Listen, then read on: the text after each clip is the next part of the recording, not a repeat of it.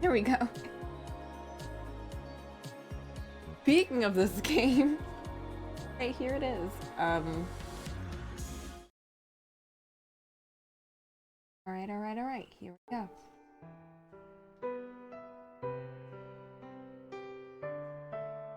It has been a minute since we played this. Holy shit. I needed some happy games, so we've been doing some Animal Crossing and Dark Souls. Just some happy games, you know.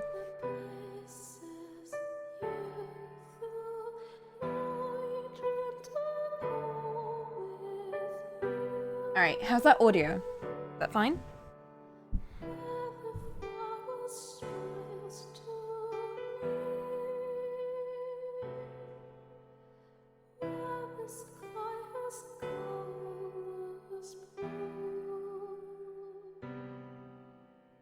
All fine? Okay, good. I'm sure things are gonna take a very positive turn. Yeah, as Morgana, I'm sure things are gonna go great.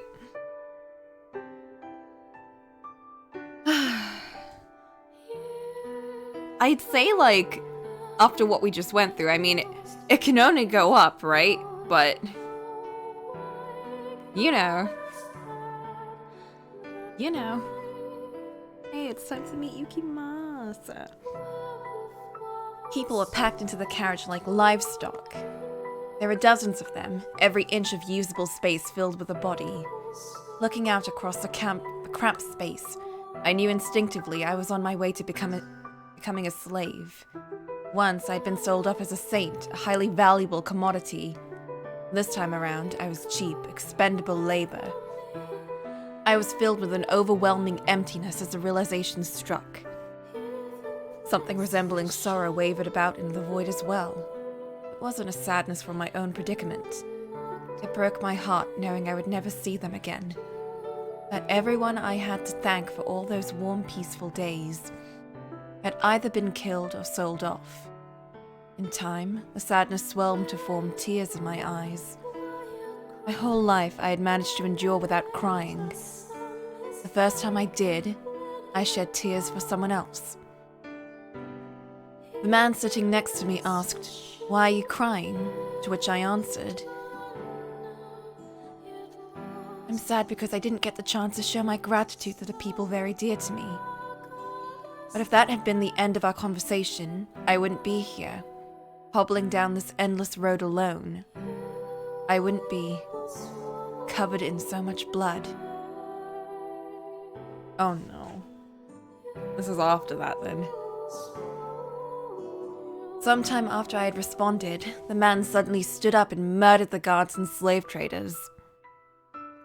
At first, the other slaves thought they were saved, and for a moment, I believed so too. He was a very curious-looking man. His eyes smaller and narrower than ours. His nose a different shape.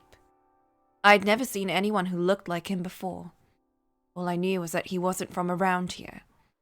The man, wielding a sword stolen from a guard, searched through the slave trader's clothes for the keys to our shackles, which he gave to me and made me free his hands, before proceeding to kill the slaves. I stood aghast as the massacre unfolded before me. Blood pooled at my feet, severed limbs were strewn about the carriage. Bodies piled up haphazardly, many having only had enough time for their eyes to go wide in shock before being cut down. Men, women, children, everyone equals at the end of his blade. The strange-looking man laughed as he slaughtered the slaves. He laughed and he laughed, like he was having the time of his life. And when he was done, he stepped out of the carriage and wandered off, leaving me alone, the sole survivor. Goddamn. I had witnessed so much death in so short a time. Cruel, meaningless violence. Its victims powerless to resist. And here I stood among the bodies, left alive. For some inexplicable reason, left alive. The screams, the despair, the pleas, the death, the laughter, all reverberated inside my head.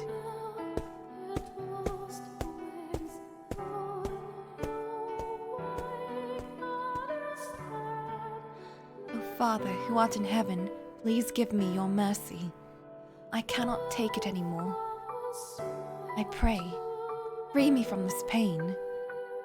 My spirit was about at its breaking point. I was certain that I too would sink into the bottomless abyss if I kept all these emotions inside me much longer.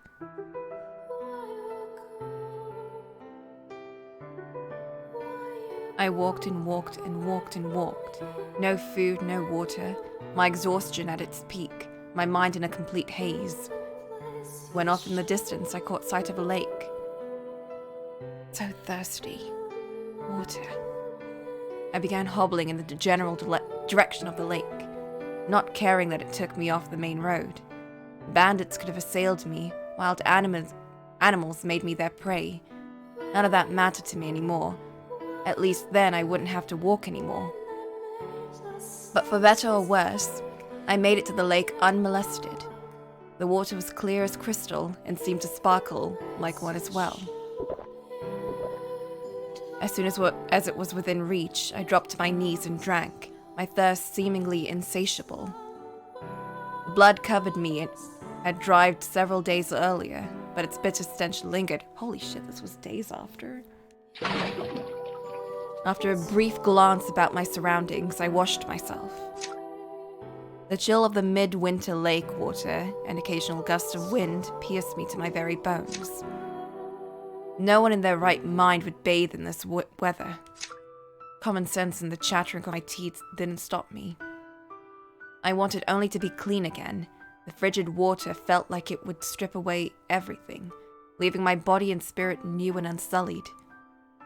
Once I was satisfied, I came to the belated realization that a small cottage sat on the lakeside.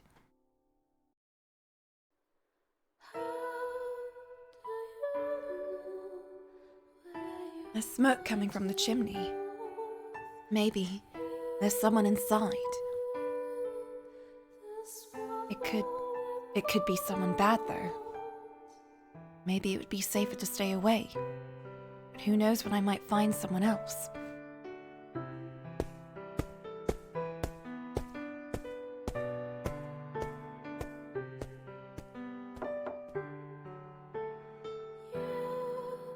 Excuse me, is anyone there?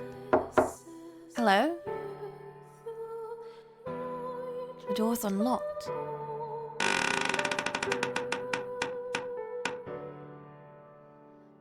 It was so warm inside. The heat from the fire seeped into my chilled flesh, spreading slowly. I almost burst into tears again. Sitting before the fireplace was an old woman. A cauldron hung above the flames, bubbling with a curious-colored liquid. Ma'am? The woman merely sat there, her head drooped. Slowly I approached her, half certain of what I would find, and placed my head on her shoulder. She was dead. I hardly so much as batted an eye at the sight of yet another corpse. In fact, she looked like she had passed quite peacefully by comparison. How blessed she was. There was no sign bandits had been rooting through the cottage. Presumably, she had fallen asleep and passed away naturally while in the middle of concocting something. Looking around the room, I found myself surrounded by countless items I couldn't begin to identify. Plants of all colors hanging from the ceiling to dry. Berries, crushed and stored in small glass bottles. Were I to guess, the old woman made her living off herbal medicines. Having gotten a good look around the room, I thought that perhaps I had been guided here. If my father had led me to this place, he would not frown upon me doing what was necessary to make use of it.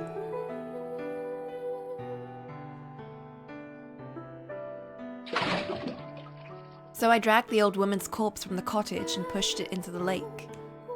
If I didn't take up residence in the cottage, someone else eventually would, or it would just be left to deteriorate. I would rather take the opportunity bestowed upon me to have a place to rest my weary soul. As the woman's body sank into the clear lake, a realization struck me. I hadn't crossed myself.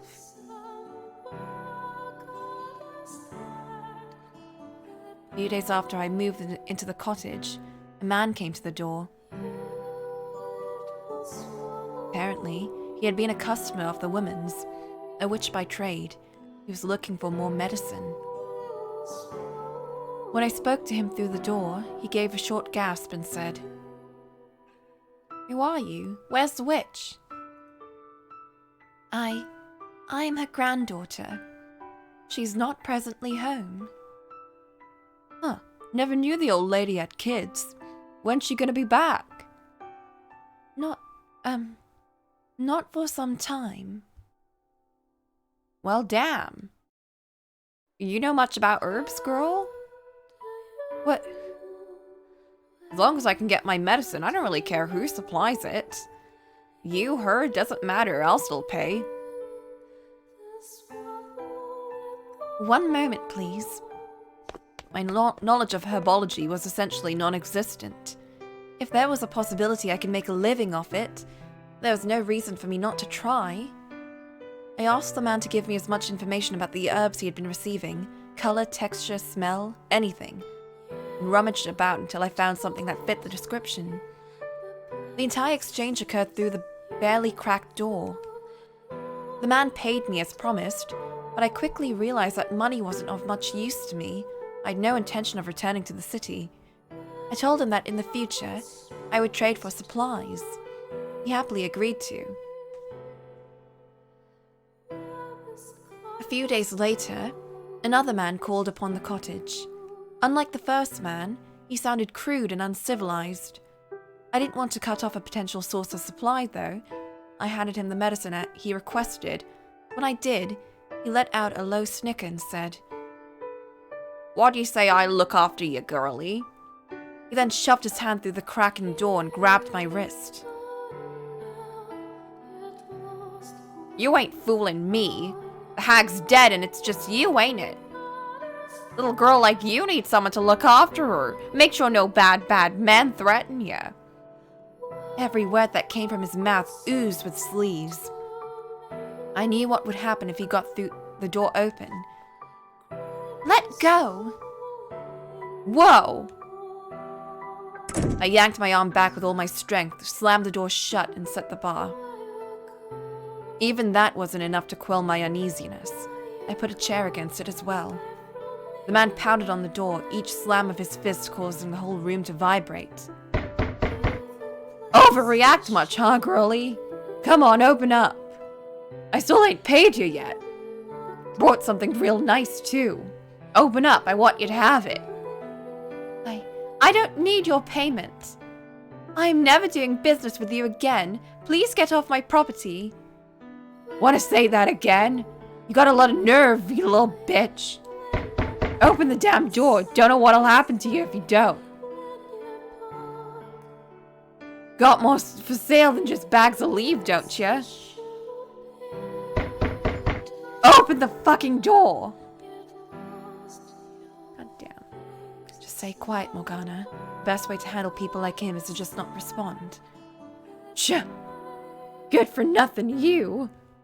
One day, you'll learn your lesson. The world'll eat up a little girlie like you. Right up.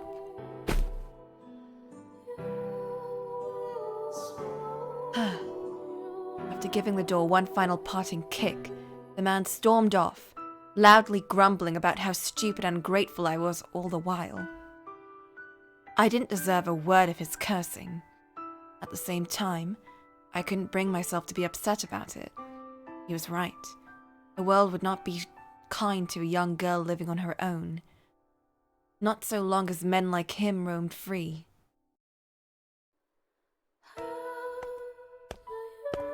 I paced before the fireplace, my mind racing.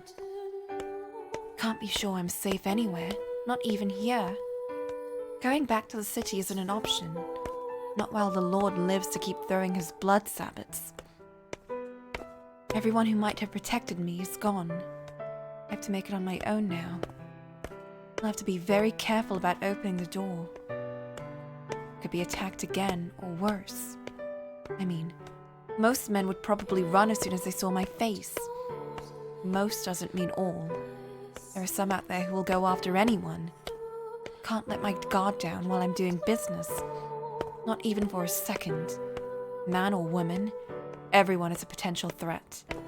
I'll make it on my own. I don't need anyone else. Me and only me. Being out here has really shown me just how sheltered I was at the brothel. How kind everyone was. How peaceful my life was. Just want to go back. No, stop it, Morgana. You're stronger than that. Morgana. I put enough wood on the fire for it to last a whole night, then curled up into a ball and slept beside it. For the first time in my life, solitude frightened me.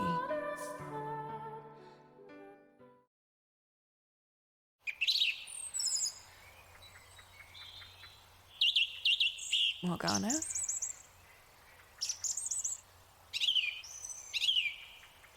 What, were you planning to sleep all day?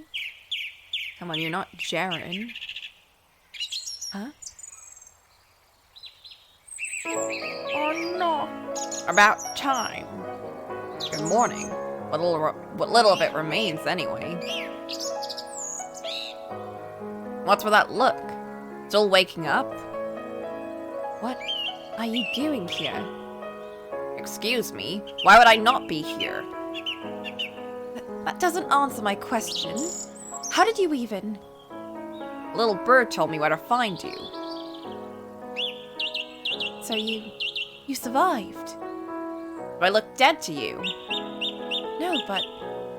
Still, I thought you were killed during the raid. I may not be as good with a sword as someone, but you know I'm not no pushover. I wasn't gonna let a bunch of bandits get the best of me. What, were you worried? Seriously, and here I thought all you knew how to do was damn me to fires of hell. Was I worried? Of course I was, you oblivious dolt! I never actually meant it when I said you should be cast into hell. Of course I want to see you alive. Of course it would hurt me to lose you. I'm sorry, that was callous of me. I was afraid I would never see you again. I thought I'd lost everything, everyone. I was scared to death. Whoa, no need to cry.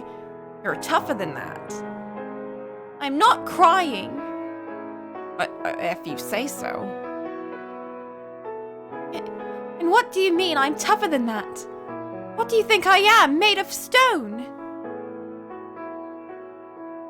First you tried to pretend I'm a normal girl, now you act like I'm some kind of heartless creature.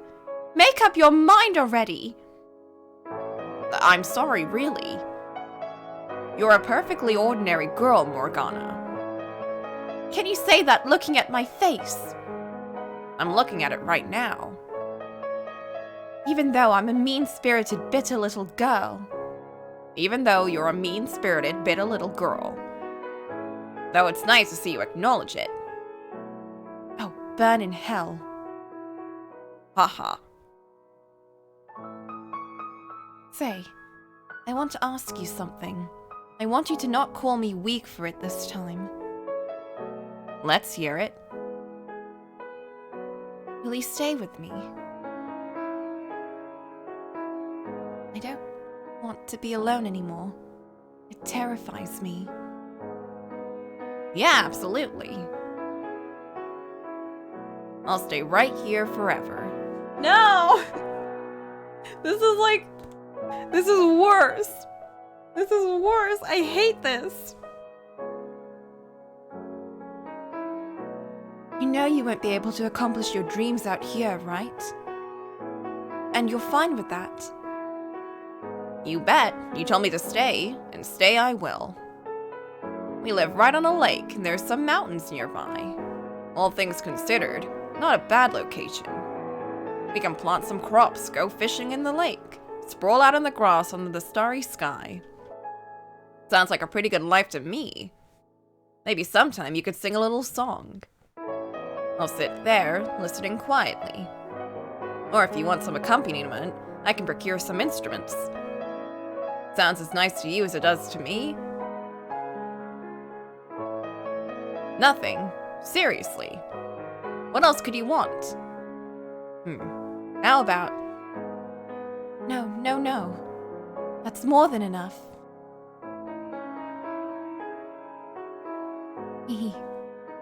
Yes. If I could have a life like that, it will have made every misfortune in my life worth suffering. No, Morgana! You deserve better. You deserve so much more. Why did she have to go through this?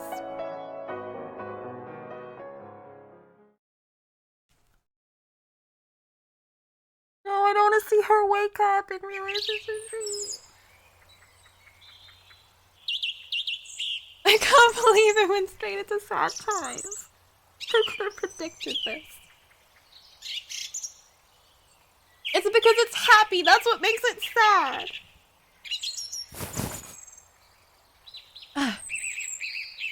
He's not here. It was a dream. And it only gets worse from here, because then she makes a friend, and then her friend betrays her. Like, God, give her a break. What else could it have been? It's dead. It's like everyone else. They all died in the raid. Even if he was alive, he wouldn't come looking for me. What a childish dream.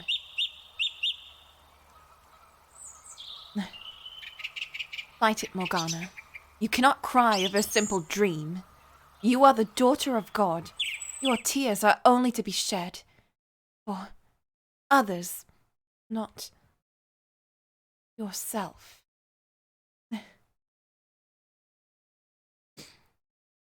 Morgana. I want to hug her.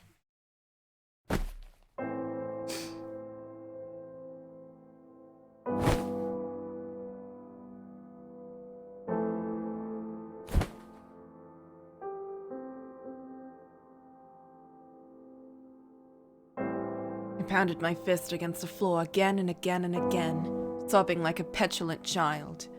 I had never cried like this before. Not as I witnessed men, women, and children being slaughtered. Not when I was taken from my home. Not when I was chained up and tortured by the Lord. It wasn't until I realized just how much I needed that warmth, and that I would never have it again, that my spirit hit rock bottom. Finding and then losing happiness hurt worse than anything else. I wish I had never known happiness. I wish no one had ever shown me kindness. Not if it means I have to go through this. I wish I'd never known what it was like to be normal. I could have just stayed the daughter of God my whole life. Then I wouldn't be feeling like this.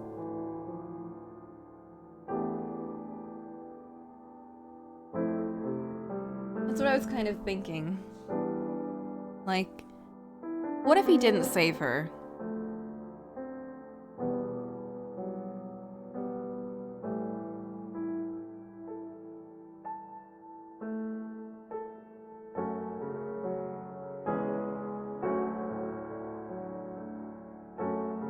That's awful. It's like then she wouldn't experience all the nice things that happened for 2 years. But she also wouldn't be locked in a tower after that and have the nice person betray her. But you know, I don't think that's a simple solution.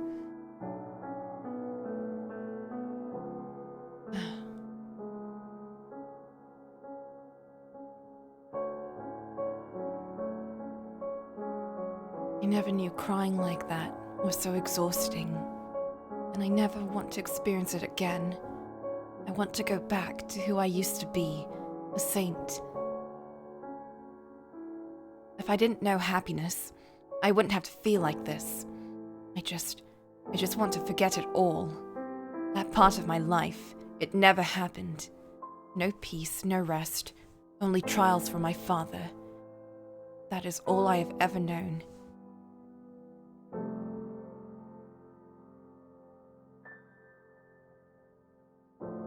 It's not hard.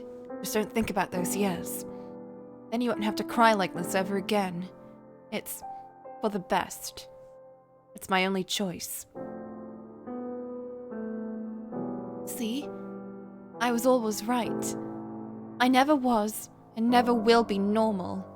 The only ones who will offer me salvation are God or one of His angels. Damn it. And so I did precisely that. I led a solitary life. I did all my business hidden behind the cottage door, and I sent away anyone who wasn't here for medicine. Once a mounted man in armor rode up to the cottage. He looked like a knight, but I had no interest in getting involved with anyone who went around carrying weapons. I was responsible for my own safety. I had to be careful about who I opened my door to. I had to be extra careful about who I dealt with. I didn't feel sad or lonely about it. By making that my normal, there was nothing to lament, which meant old memories served no purpose but to cause me pain. So I endeavored to push them far, far away into the depths of my mind. I couldn't simply discard my memories of what the Lord had done to me, of course, or all the wonderful people I'd met at the brothel. But as time trekked on, they faded into almost nothing. I couldn't describe what any one person's voice sounded like, how they acted around me, what kind of person they were. The things we did together, what they looked like, what their name was, anything of importance. I knew good and well it was callous to forget about all the people who had shown me so much kindness and warmth. But I would never see them again, and thinking about them only brought me pain. There was no point in remembering. It was all I could do to make it by.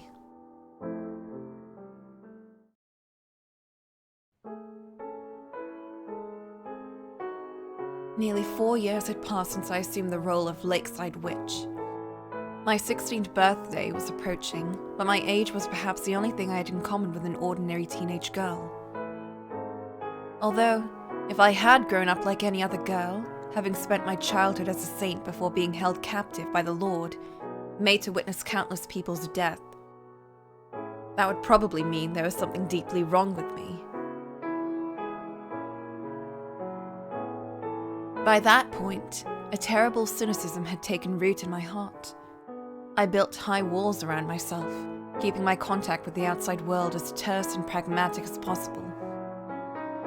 With each passing day, my voice grew more monotonous, my interactions following a well-rehearsed script. My customers didn't make any attempt to force their way into my shell either. I'd begun to suspect they might think me not a witch by trade, but that I had actually formed a pact with the devil and worked his dark magic. No one said as much, but I could sense what seemed to be fear in their voices when they came to me. On the other hand, I never had anyone else to try to force themselves into my cottage like the man 4 years earlier. So I would say I had a rather peaceful life. If you considered a life in which no one wanted anything to do with you peaceful, that is. I had also come to learn a fair bit of herbology. I could now make my own medicines rather than just do with what was already here when I moved in. Although a fair bit still amounted to almost nothing when compared to what my predecessor was capable of. Nonetheless, I had a relatively solid grasp on what herbs to use to treat different symptoms. Enough to formally assume the name of the Lakeside Witch at least. And so time flowed on, uneventful and quiet. Until one day, when a young man showed up at my door.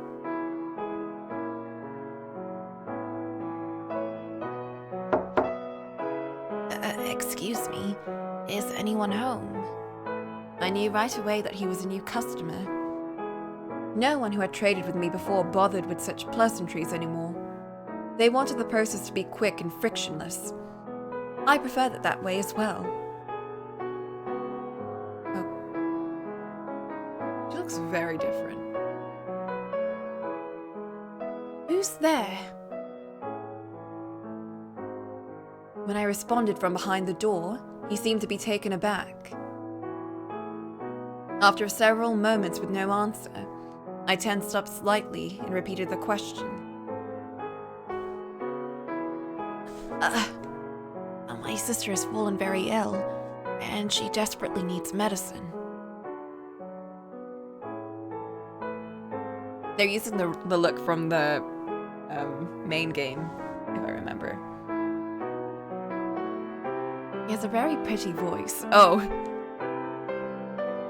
I was told that the person who lived here is a skilled herbalist.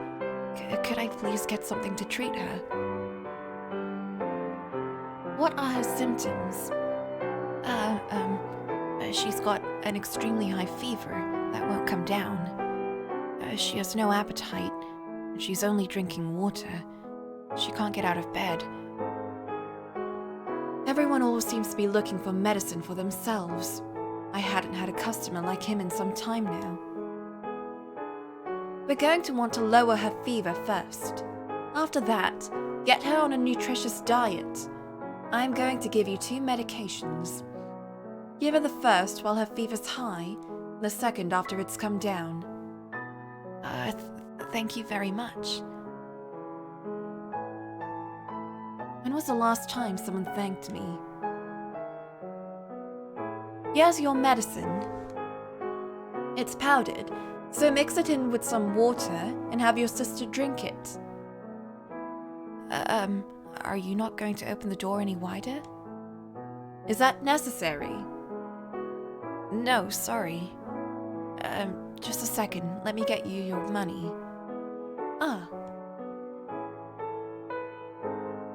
I take supplies for my services, not money.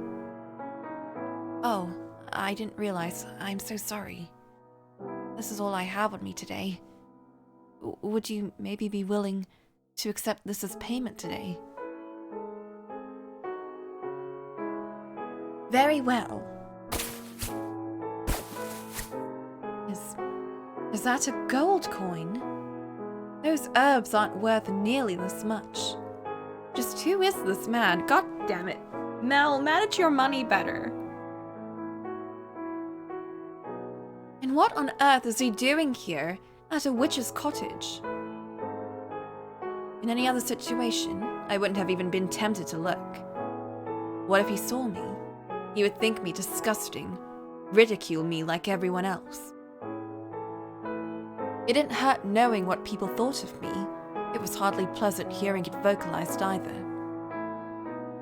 What if he decided to do something in that moment I dropped my guard? He could force the door open, have his way with me.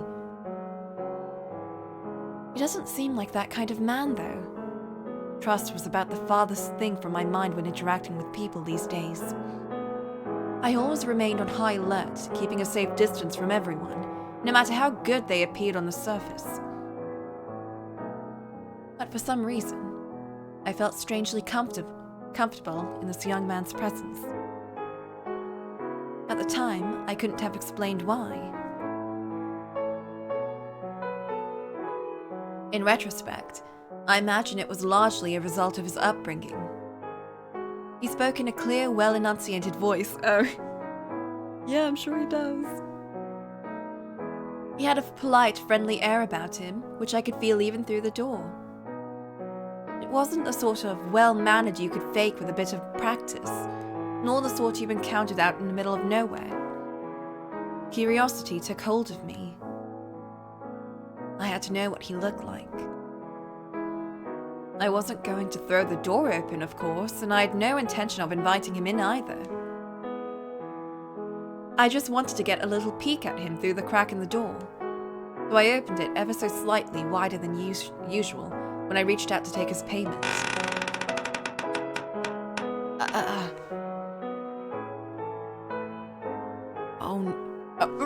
That's not him. Oh no, he saw me. Wow, I didn't think you'd be so young. I guess you were a little older. What? Thank you for doing business with me. I'm sorry for not coming properly prepared. If I need any more, I'll be sure to bring supplies next time. All right. Again, I really appreciate it. Have a nice day. You too. He saw my face, and he wasn't disgusted. He actually smiled. I was so caught off guard, I thought for a second, maybe my face had healed.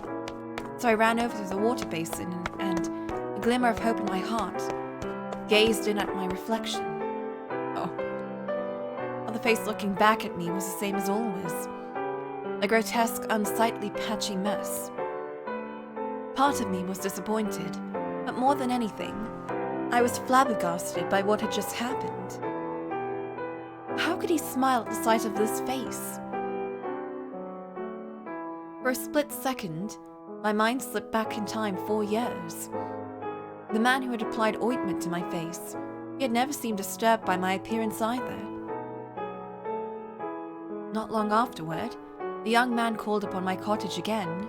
He said that the medicine had briefly relieved his sister's symptoms, but that it had failed to actually cure what ailed her.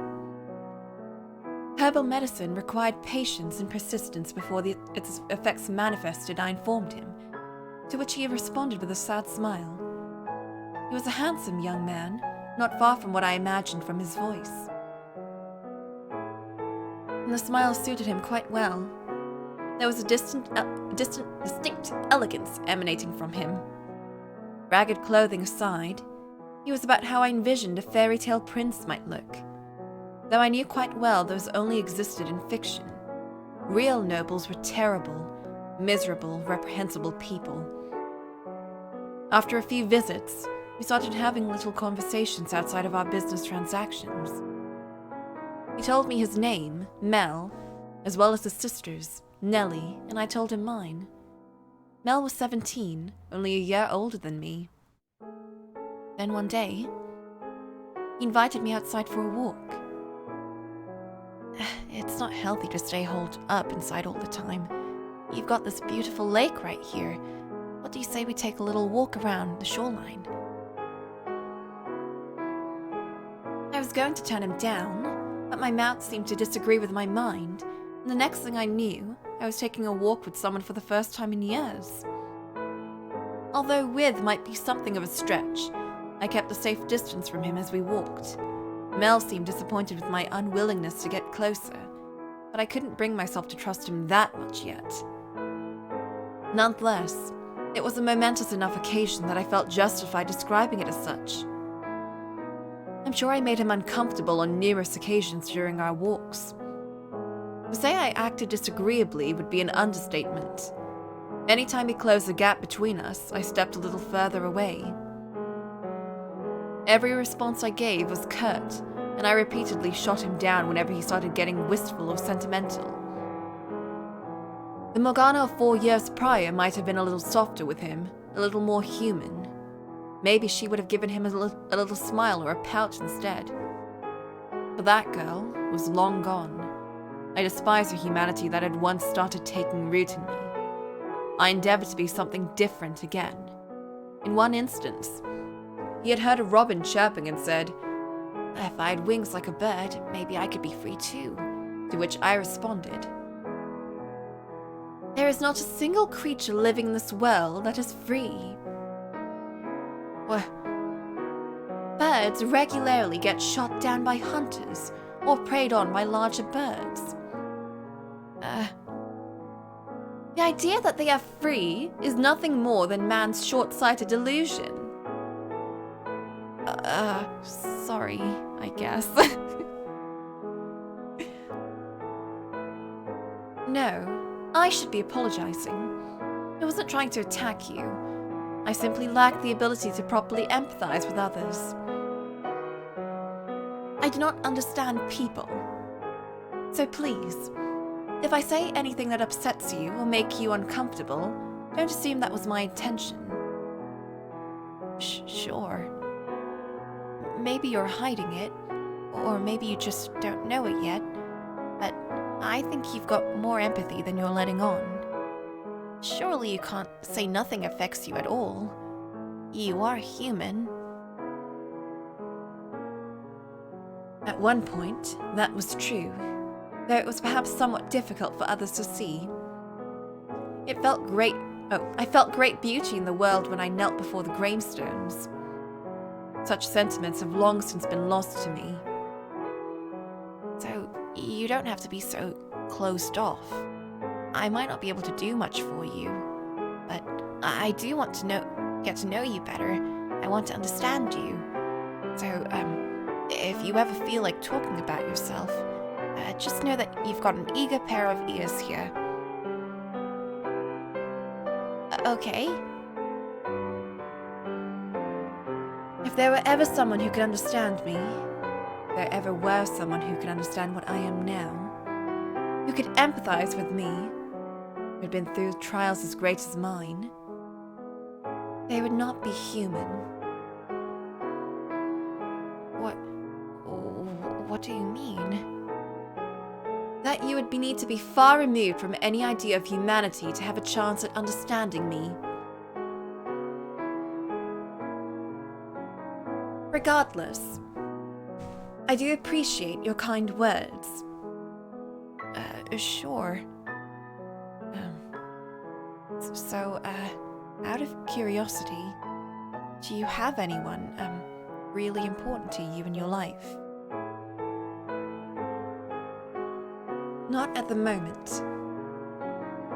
Does that mean you used to?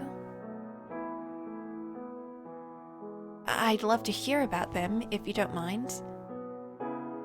They're all long dead. 4 years ago, something unpleasant occurred. As a result of that, I was forced to part ways with the people who taught me that humans have the capability for kindness. Oh, I'm sorry. Well then, if your sister's condition worsens again, come see me. Farewell. Hey, maybe we could walk a little slower next time, so we have more time to talk. I want to get to know you better.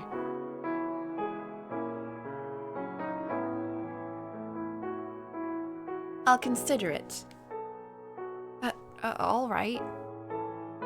So long. Bye. See you soon.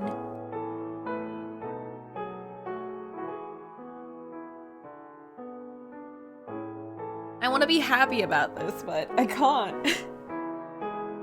I can't be happy about anything in this game, because it's a prequel, and I know what happens. It's a nice, wholesome moment, but I know what happens. It's so mean.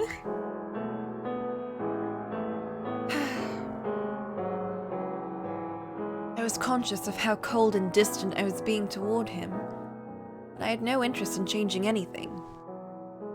Not that I even knew how to anymore. I had never known particularly well how to choose the right words, the proper way to act in various circumstances. But what little knowledge I had possessed, I'd long since lost. I assumed, after the things I had said to him, Mel would never ask me on another walk again. But I was wrong. He did the very next time he came for medicine, and every time after that as well. Would it be better playing this one first? No, I don't think so. Maybe, but I think I appreciate it more knowing the lead up to it.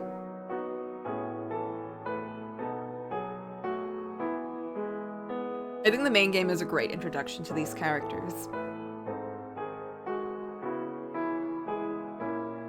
Yeah, unless it was an isolated game, but otherwise, I think it's definitely better to play the first one. It's making me sad. Hey, so I was thinking, I bet you'd make a really good singer if you wanted.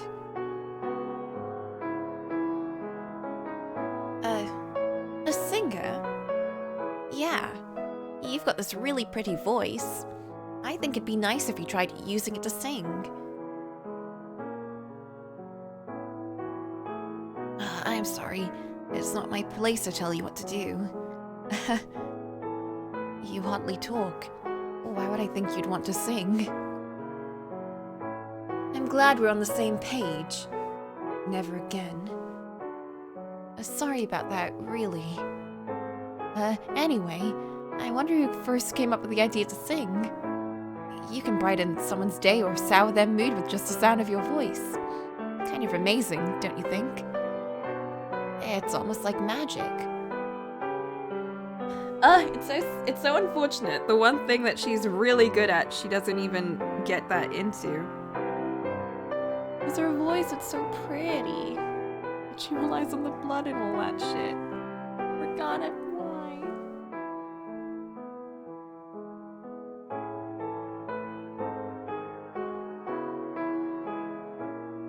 Like, this would be so different if she, like, instead of giving her blood out in the beginning, what if people were like, hey, you have a really pretty voice. It's like the voice of an angel.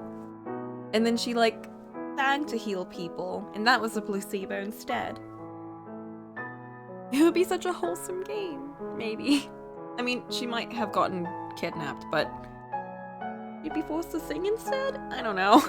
I don't know.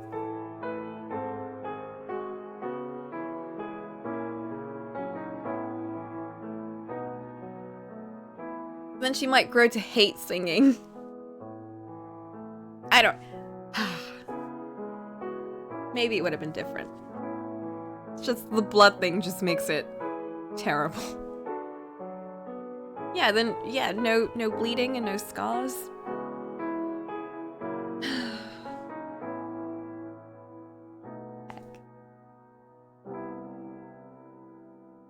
There are battle songs too, for getting soldiers fired up for combat. Battle? Now there's a word I never expected to hear from you. I mean, I am a guy. I admire anyone who has the strength to go to battle. I could never, ever do it myself, though. The sight of blood makes me sick. I barely know which end of a sword you're supposed to grab. You're a noble, aren't you? What need do you have for knowing how to use a sword? That's what I used to think, too. But now, I think I should have gotten training. I may not have been a soldier, but I needed to be strong. I could have avoided so much if I was. And Nellie wouldn't have to live in a round-down shack in the middle of nowhere. As I recall, he said once that he was forced from his house after a dispute over who the rightful heir was. High society sounds like endless fun. I'm sorry. I'm sure you didn't care about any of this. No, you're fine. I'm the one who asked. Thanks. I want you to know, I really do appreciate it. It's nice to just be able to talk about this stuff to someone. You're naturally sociable. I'm sure you could find plenty of other people willing to listen. I don't get into town much, not even to run errands, so I'm still kind of an outsider. You're my only friend right now. I hope that wasn't too presumptuous of me. Call me whatever you like. Oh, thank goodness. Imagine if she was just like, how dare you assume that we're friends? Ugh. We should do this more often, really. Talk more, get to know each other better, become better friends. We're not friends. Gross. To what end? No end, just, you know, having friends is better than being alone. That's all. I see. I'll be heading back in now. See you again. Yeah, see you soon, Morgana.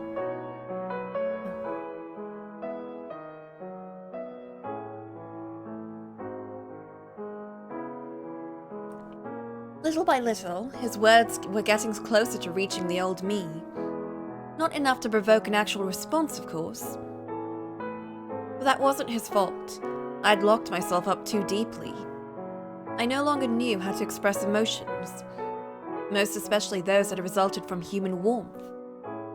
However, I'd regained enough of something to feel a sort of nostalgia in my interactions with Mel, and I thought perhaps with enough time, I could go back to who I had been 4 years prior. But shortly thereafter, he threw all that into the wind with a single utterance. Oh heck, I'll take anything at this point to make her better. I'll even take a miracle if I can get one. No, Morgana! Use your voice, sing to Nellie. Sing to her to make her better. And this turns into like an alternate universe version of Fata Morgana where like she sings and everything is great. And then like Jacopo finds out about the singing witch in the town and he collects her and he's like, oh shit, and Morgana and she's singing now, whoa! And then like Maria comes up and they're all friends again and it's great. Yeah, I like this ending. Let's end the game now and pretend.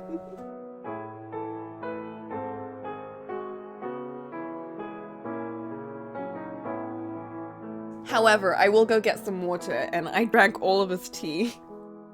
I was speed drinking this tea. It's not even cold because I have it in a thermos, but I'm trying to like warm myself up inside. Alright, I'm gonna be right back. One sec.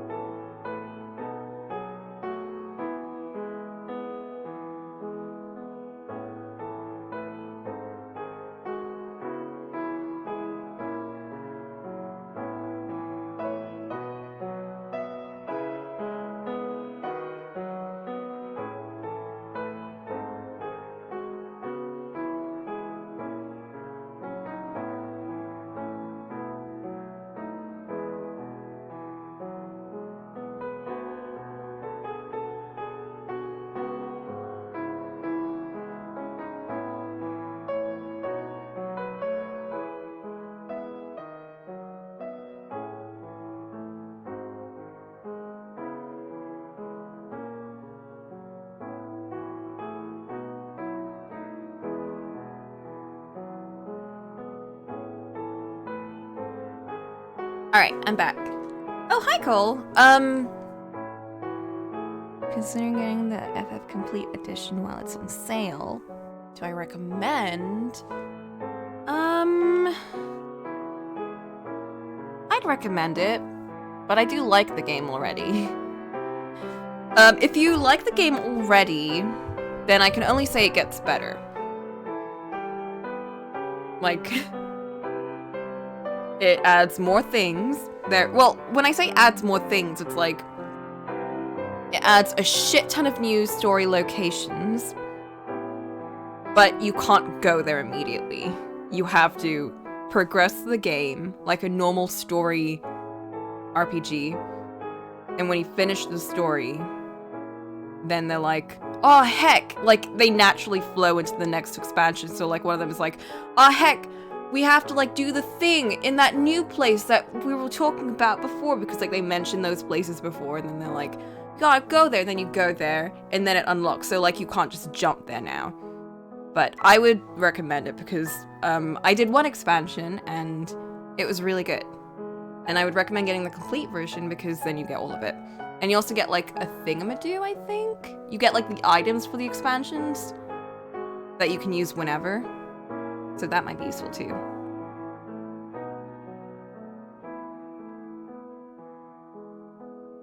You played through all of it last summer? Toast, really? Like Shadowbringers and shit? I hear Shadowbringers is so good, but I just finished Heavensward and I take forever with those games. I do know that Shadowbringers is written by the person that did Crystal Tower, the raid, and I really like that raid. You think you can use it until they buy it? Yeah, you can't really do a lot of things until you actually buy it, like join an FC, like mine. Terrible MMO? Oh no! Wait, Toast, don't say these things. Cole is here. I'm trying to convince him. Wait a minute. Ah!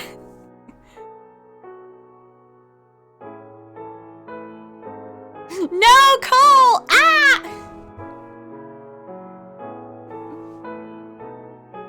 God damn it. Yeah. I just finished my Scholar questline thingy. Well, not really, but I got to the level 56 one because I wanted to actually get some skills to use as a healer. Because I went through one of the early Heavensward raid thingies, and I went as a healer, and because I wanted to get that fast Q, and I had no skills to help anyone with. So the other healer was just like, I can't believe this. Why have to carry this team by myself? And I felt so bad. Heck, I forgot to put Hoovy! No! I'm sorry, Cole. I'll put Hoovy one of these days. It's just BTTV's so mean about it because it doesn't have like a square ratio. So I have to make it a square ratio somehow. But I love Hoovy. I want Hoovy too.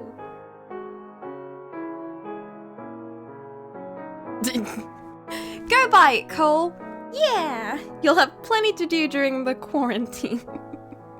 If I want to play it, I think we're doing Alexander raid tomorrow. Enjoy game. I'll enjoy this game as much as you can. Not really the type of game to enjoy. But yeah, tell me when you... I'm gonna play through the game. Because I'm not gonna say, oh, tell me when you get to this raid so I can help you, because that will take forever. So just play it how you like. The game will tell you how to do things. You don't need me to tell you shit. And I'll jump in when you need me for dungeons and shit. Or if you even need me. Because I can give you them fast healer queues, but you're a tank. So you got them fast queues anyway. I can be like a tank or a healer or anything if need be. So yeah.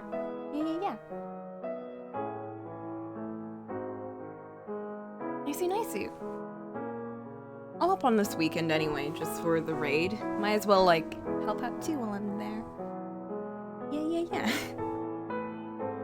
Just trying to bring in some happiness here. Thanks, Cole. You know what, Cole? You came at a great time. You brought in some happy feelings. Cause we're gonna rip that off right now. So I'll see you later. Thanks for coming in.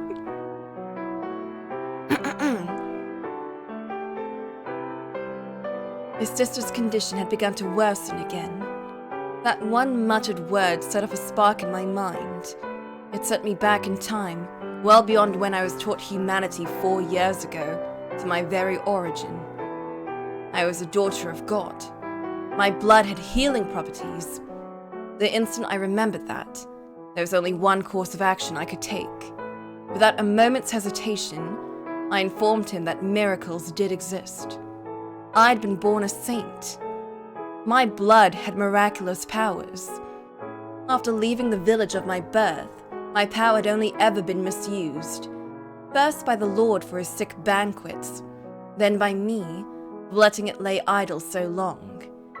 Now is the time for me to correct that. He was a kind-hearted young man who loved his sister. He deserved this blessing more than them. I told him everything. At first, he was surprised, but never once did he accuse me of lying. He listened carefully and intently, taking in every word. When I was finished, he said he believed me. He said he would entrust his sister's care to me. God damn it. It is so weird, seeing all this with the backgrounds. Like, we saw Mel's version, and the backgrounds were all, you know, mosaic-y, kind of glossed out-y ish. Which I think was only in the original version.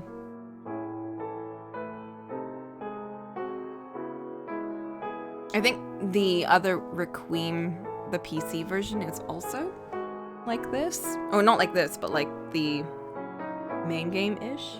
Like with the glossy backgrounds. It's weird seeing it so clear. Mel's sister slept upon a simple bed. She was a sweet little girl who looked like she would have been quite spirited if not for her ailment. Both she and her brother had beautiful flaxen hair. They looked as if they had both been yanked from a painting. Seeing them there, I wanted to do everything I could to help them, to ensure their happiness. I knew that I had the ability to do so. No longer would I be the one receiving others' charity. I could be the one giving it again, and so I made a new cut on my mostly healed arm. God damn it. For the briefest of moments, a flash of him applying ointment appeared in my mind, but I quickly cast it off.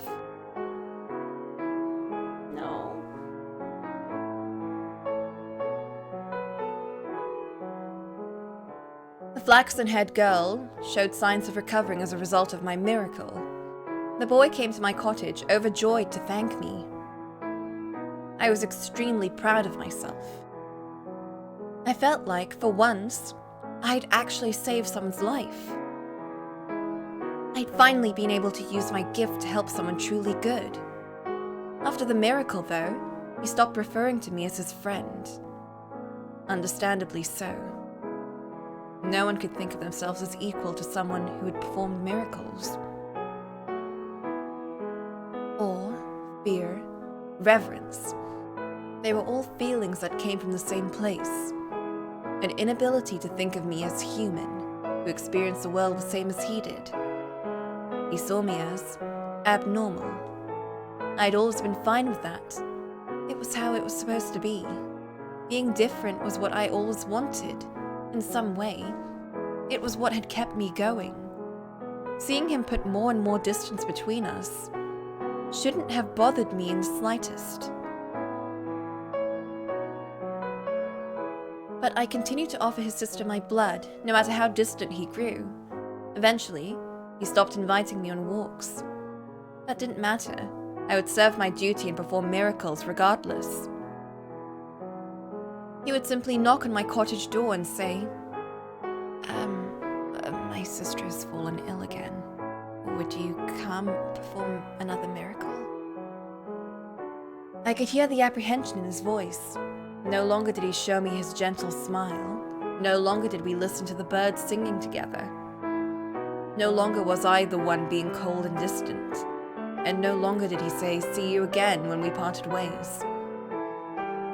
Back in my village, when everyone feared and revered me as a saint, it filled me with a childish sense of superiority. There was no superiority now. Only a prickling in the softened shell of my heart. I was no longer the child I had once been. I had changed. I learned what warmth felt like. My memories of that time were vague and ethereal, but the feelings I had created lived on, deep within me. For a time, I had felt a warm familiarity around Mel, which only made me yearn for him to treat me the same way again. I wanted to be able to open up to someone once more, though I never said as much out loud.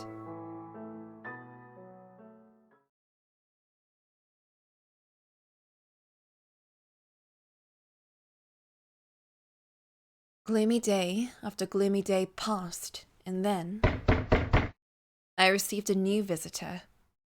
I asked them their business from behind the door, but they hesitated for a few moments before responding.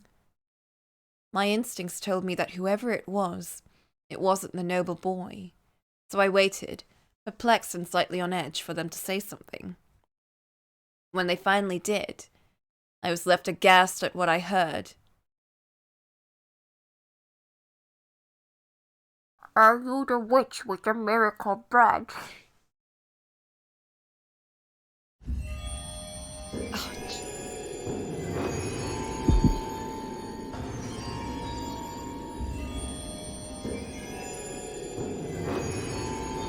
Why did he sound like the man who had slaughtered the slaves in the carriage, laughing all the while? What was he doing at my cottage? I thought he had wandered off somewhere, never to be seen again. I thought he was out of my life for good. Why?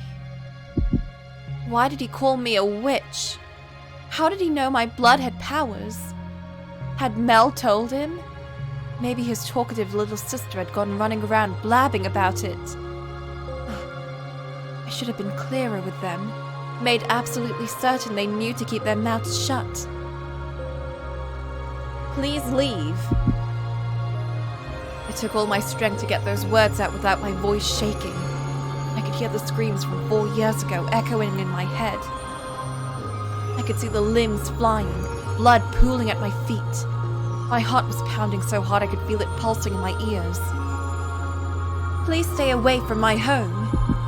After all that time I'd spent forgetting about everything, closing myself off, finally finding peace. Why did this monster, who reminded me only of senseless violence and death, have to come back into my world? I never wanted to go through anything like that again. I am in need of your blood. Could you not spare a little? I've nothing to spare for a man like you. My blood is only for the sick and needy. Please go away. Stay away from me.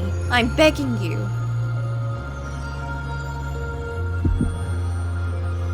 Get away from this place. You're a murderer. I want nothing to do with you. Please just go away.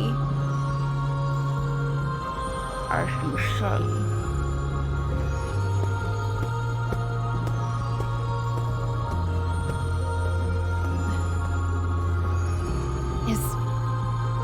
Is he gone?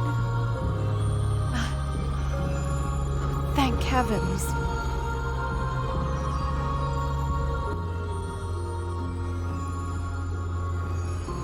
My eyes feel like they're burning. No, Morgana, you have to be strong. You cannot let this get to you. Be strong. You have nothing to fear. Nothing to fear. No, stop. Fight it back. Morgana.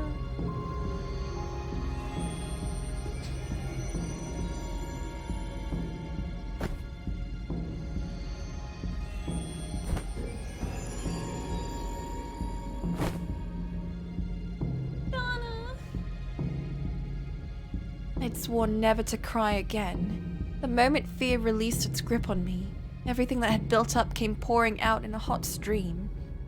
Tears soaked my face. I wiped and still my hands came back wet. With each passing second, I felt myself reverting into an ordinary, helpless little girl. No, that's what I had always been. My whole life. I'd just been putting on airs. In reality, I wasn't even strong enough to withstand a little fright. Even with the horrid man gone, I couldn't rest easy. I couldn't be sure if he was gone for good. Maybe he was just waiting for a more opportune moment to target me again. The following day, I took a brief walk with the noble boy. I couldn't bring myself to talk to him about what had happened. How much distance he was keeping between us, I doubt he would be willing to do anything to help. For 3 days and 3 nights, I shook in terror, thinking, considering, speculating, wondering, hardly getting a wink of sleep. I was too anxious to sit still, so I paced in circles around the chair by the fireplace. It's too soon to be sure I'm safe. Can't go outside unless I absolutely must. Not even just to get water from the lake. Could be waiting in the shadows to take my life. I'm not safe here anymore. I shouldn't have said anything about my powers. They've only ever brought me trouble. I should probably find somewhere else to live. But where? How far could I even get on my own? He could be out there waiting for me to open the door. I would need help. Don't be a fool. No one's going to help me. The boy barely even wants to talk to me anymore. All I wanted was a quiet life. Is it him? Did he return? Calm yourself. He knocks harder than that. It's not him. Who's there? It's me. His sister needs more of my blood. I'm not here about Nellie today. I'm sorry for being so distant lately. What? I want to talk things over. No. No, you don't.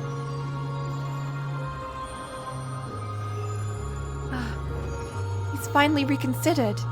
If he can treat me like a friend again, maybe I could ask him. I want to talk to you too. No! I opened the door without a second thought. I let my guard drop, because in my mind, the flaxen-haired boy briefly took the place of the slave man from the brothel. The man who had saved me from the terrible lord offered me his hand, guided me into the light. And here he was again to set me free, to take me away from this place, take me somewhere new.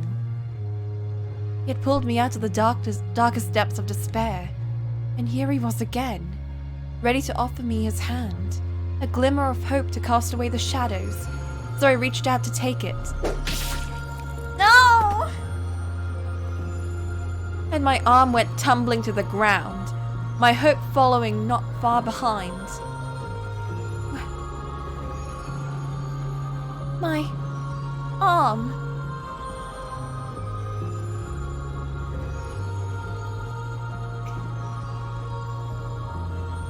Why the shit did you go for that, Yukimasa? Why was that your first thought? What the hell?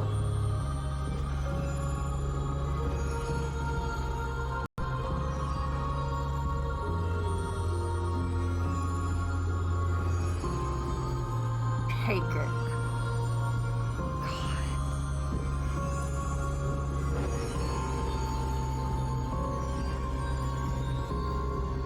That's your share.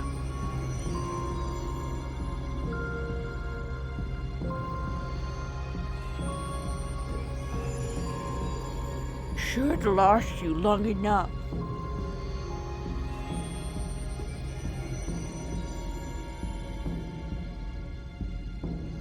What do you mean take it? What do you mean my arm? Why are you taking How could you betray me like that? I opened the door. You said you wanted to talk. That man doing here? Why would you bring him here? How could you do this to me?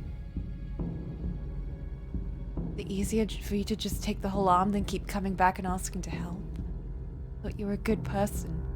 I trusted you. I believed in you. I opened the door for you because I thought you wanted to talk. But you were a nice man. I would have given you and your sister as much blood as you needed. I had to ask. I would have come. You didn't have to do this. You didn't have to. I would have helped whenever you needed it. Why would you? Why tell me? Did you do something so terrible? Nothing personal. I just need your blood. Without it, they'll lose her church. She needs the money. I needed some way of getting enough money to keep her church running. The Lord made me an offer. Lord?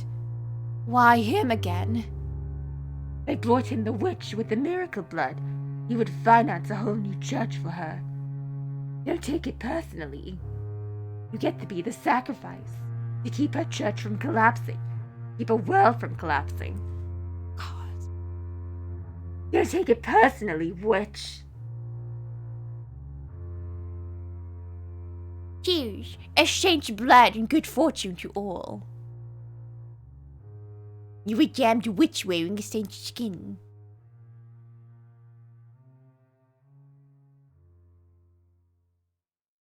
No, I'm not a witch.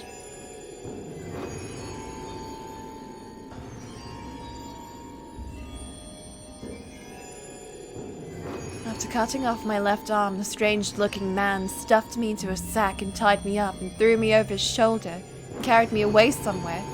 While he was walking, he muttered at me over his shoulder, explaining where we were going. Apparently a new church run by someone called a saintess, and she was going to give my blood to patrons of the church, saying it was some kind of a miracle elixir. What was this nameless nun doing calling herself a saintess when I was a real saint? Why did I have to be the witch sacrificed for her sake? It didn't make any sense. Most of all, why was the Lord involved, and why did the vicious, horrible, cruel, miserable man have to come back into my life? Why couldn't he just leave me alone? Was that really so hard? Why? He already had his way with me. He had his terrible banquets, his blood sabbats. Already what did he need more of my blood? Hadn't he already had enough? Did he find out I had real powers, so he decided to come back for more? Was that it? He could have just called me the saintess instead of her. He didn't have to make me into a witch. It's because of my face, isn't it? He wanted a pretty face to put on his brand new church, not an ugly, scarred face like mine. That's all just pretty. I can perform miracles. I'm here with my arm cut off and stuffed into a bag. Even slaves are treated better than this. All I wanted was a quiet life. I had to get this power, so I I just wanted to use it to help, that's all. Oh, Father, your trial is too great. I cannot bear it any. I wasn't born to spell my whole life suffering.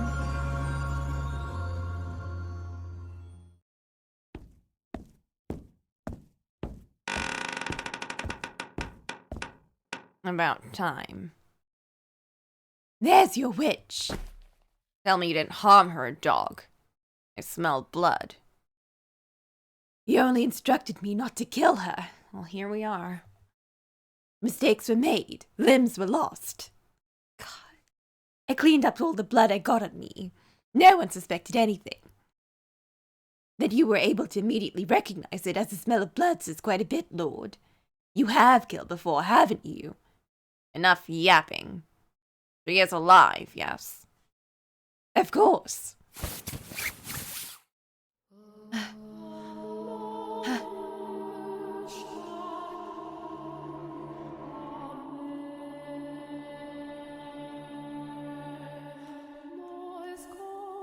No tears. Now that's a good girl. It simply wouldn't be the same if you cried and blubbered like a lowly slave or whore. Dignified and saintly. That's what I need you to be. Wahaha! Well, King Witch, you'll be giving your blood to all my people now, not only me. Is that you? Oh, you remember me. What an honor, a truly splendid honor. How could I ever forget? How could I ever forget? All the pain and humiliation you put me through. How could I ever forget the blood Sabbaths you would love so to hold? Haven't had enough, have you? Leaving scars on every inch of my body wasn't enough for you. You haven't had your fill of my blood. Ha ha ha! I'm thrilled to know the great saint remembers the lavish parties I threw for her. I take it they left quite an impression then. Oh, the man who bound me, cut me up, called me a witch, and then tried to kill me. I haven't forgotten you, even for a moment. That's splendid to hear. I'm sure you tried so very hard to cast my memory aside. You never could you? You know what that means. The scars I left all over you run deeper than anything else you've ever experienced. Brr, look at that face, so twisted and hideous. I bet you loathe me. You'll never be able to forgive me. I don't care how much my father preaches forgiveness. That's the one thing you'll never get from me. I despise you with all my soul. I revile you with every fiber of my being. Every scar you gave me, I give you a lifetime of hatred. Never, you will never have my forgiveness. This man, the Lord, he destroyed me, mind and body. This man ruined my life. Ooh, I see. So I'm the one who ruined your life. Why should that concern me?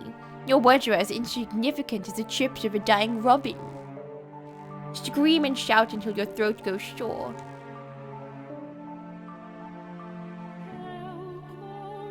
It doesn't change anything. We lock the witch up and proceed as planned.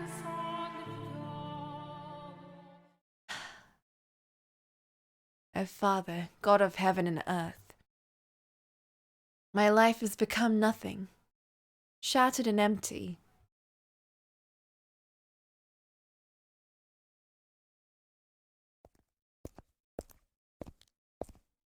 Good day, Lord Barnier. Oh, we're back to him now. Not hungry. I need some time to rest. Don't bother me. Yes, sir. Make sure everyone knows. They have to stay away from my room. By your command, my lord.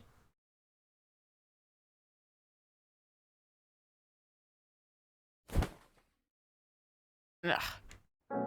Why? Why was she the lakeside witch? How could this happen? There. There must be something I can do. Some way to fix this. No, don't fool yourself, you damn buffoon. There's no fixing that. Her arm's been cut off. A mind broken. If only that Far Eastern dog hadn't been some damn idiot. She might actually be in a proper shape. Fucking fuck. I'm the one who gave the order.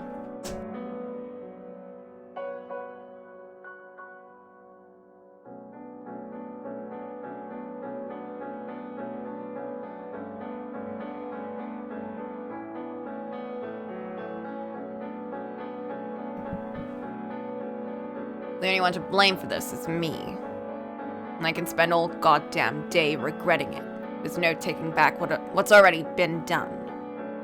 Ugh, god damn it. What the hell am I supposed to do? What can I do? I could set her free. And a doctor, yeah. Find a good doctor. There's no getting her arm back, but you can at least patch her up. This is all my fault, so I'll do right by her, look after her myself.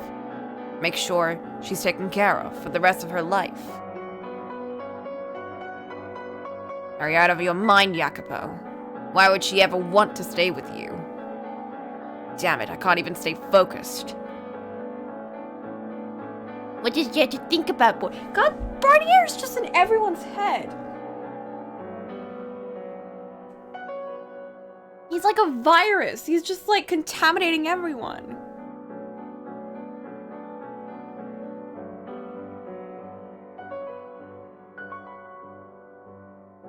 You already knew what you must do. Get Get out of here, spirit. When will you learn your damn lesson and just stay dead, damn it? The last thing I need is a pathetic ghost constantly sticking its nose in my business. Boo-hoo-hoo. Strong words from the man who can't even keep his head in the presence of said pathetic ghost. Ugh. The answer's plain as day, boy.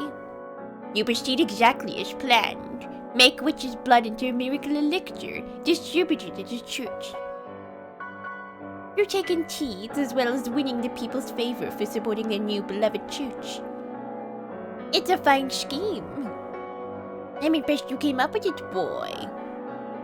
Silence. That was before I knew she was the witch. What does it matter? The girl's going to be dead soon regardless. Progress and growth, it always comes at a price. You need to simply accept that the price has already been paid.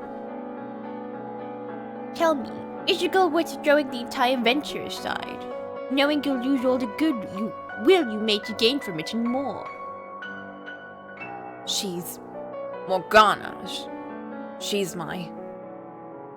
A child could tell you which is more value. You bear the weight of this entire land, boy. Don't try to cast it aside because you killed one little girl. She isn't dead, she's still... Surely you can't call that living. She's not... She is, and you killed her. I did not. There's no turning back. Why are you so upset about this, boy? Countless slaves have perished at your command. You had the sunlight who tried to bite you slaughtered. Only now are you concerned about another's life. Surely you're not still clinging to your naive sentimentality, are you? Oh, but she's different from those disposable sacks of flesh. She is dear to me. We have so many wonderful memories together. I love her. Enough. You've come too far to step down from the throne. No matter how much you may have cared for the girl before, it's out of the question now. You cannot have her. When a nobleman marries, it's for political purposes. Be it connections, resources, appearance, always something to gain.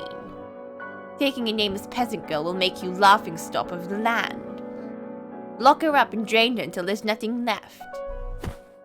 Shut your damn mouth, accursed spirit. You don't have any idea what you're talking about. You don't know the first thing about how I feel about her. Things we've shared. Wait a minute. What's going on? How the hell do you know any of that? Took you long enough, boy. How did I not realize? You were never the kind of man to speak of progress and growth. That I wasn't. What the hell? What are you? I've already told you. I am the curse known as the Lord of the Land. Or if you need me to put it in simple terms for your simple mind, I am your sickness. You're out of your mind. I'm not sick. I'm not the one who's out of his mind, boy. This is a world of madness and disease, not of spirits. The throne derives all who sit upon it to madness. Power is sanity. A man can only have one. All the faster will his grasp and his mind slip when he has no one at his side to shield him from his enemies. I'm not Jean-Francois Barnier. There's no way for you to banish the spirit. Your mind is broken, on the verge of collapse. There's nothing you can do to stop it. No. No, no, no, no. You're lying. My mind is not broken. I am perfectly sane. There's not a grain of madness in me. Tell me, Jacopo, is this power you sought? No! Is this what you spent day and night fighting to achieve? What? How are you? I thought you wanted power. in order to protect those you cared most about. Here you are, using that power to destroy their lives. Or is power the only thing you care about protecting anymore? Shut up. Is that what I took up the blade for all those years ago? Enough, you don't have any place criticizing me. You're just a stupid child with his head in the clouds, who thinks he can become some kind of hero. If you hadn't been so foolish, I wouldn't be in this place at all. You're right. We chose the wrong path. There's no way for us to get back on the right one any longer. God damn it. This wasn't what I'd wanted at all. The future I dreamed of. The outcome I had hoped for. Who did I even have to explain that to? Who would even understand if I tried? There were walls as high as the eye could see on both sides of this path.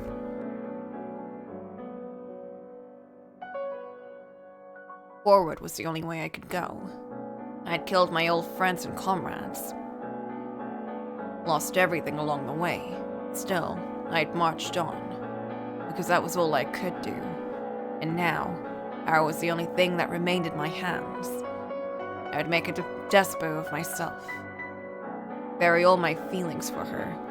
Continue my march straight into hell. I had no other choice. Every day felt like a slog through a swamp with no end in sight. I did everything to keep my appearances when I wasn't alone.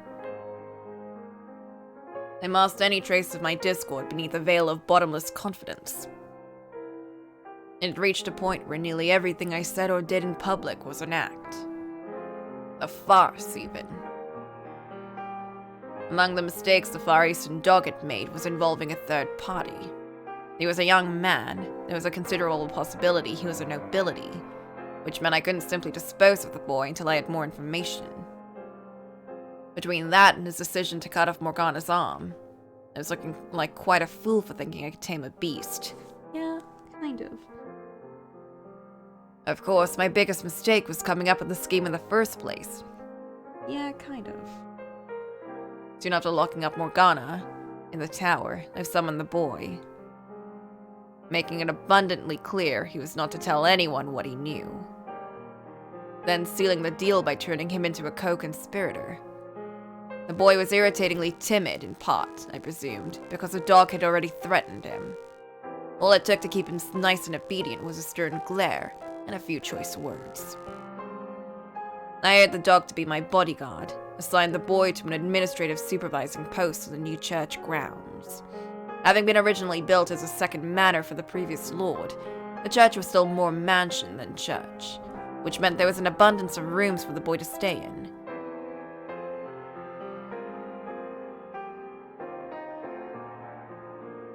I then summoned the saintess there to serve as the face of the church. She used to remain on the grounds all day. At night, she would stay in a cottage a safe distance from the church. I also informed her that I stored my money and valuables in the observation tower. She would be charged with treason if she trespassed. She was a naturally trusting woman. She seemed grateful for everything I was doing for her. I doubted she would ever spill anything. Even if she did, 3 keys were required to enter the tower. 1 held by me, 1 by the dog, and 1 by the boy. All 3 of us were in this until the witch died.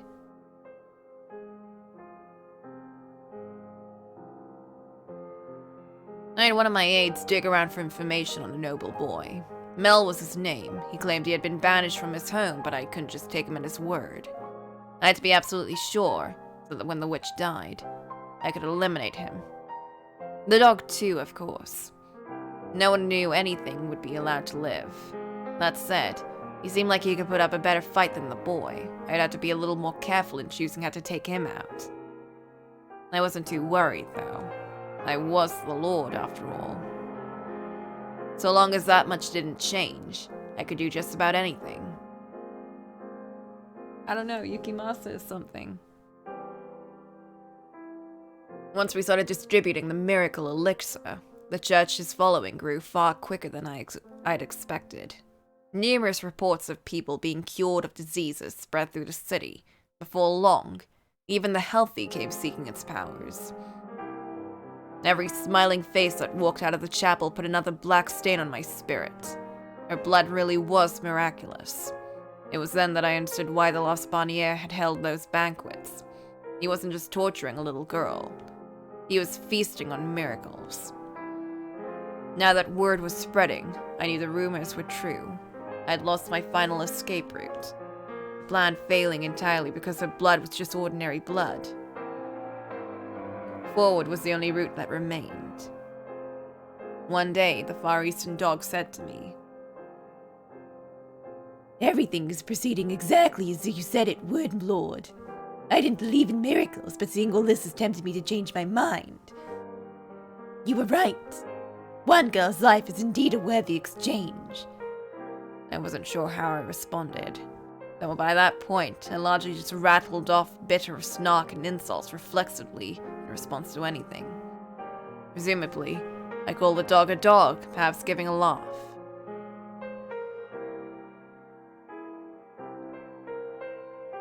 Most nights I could no longer sleep without the aid of alcohol.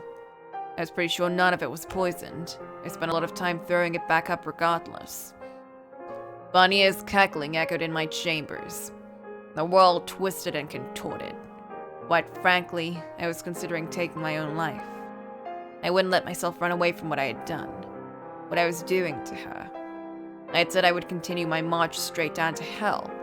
That was exactly what I planned to do. Again and again I repeated to myself, I feel nothing for her. I never loved her. She's just another faceless peasant.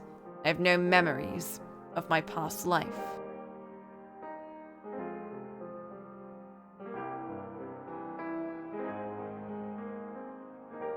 The days turned to months. Soon, spring was upon us.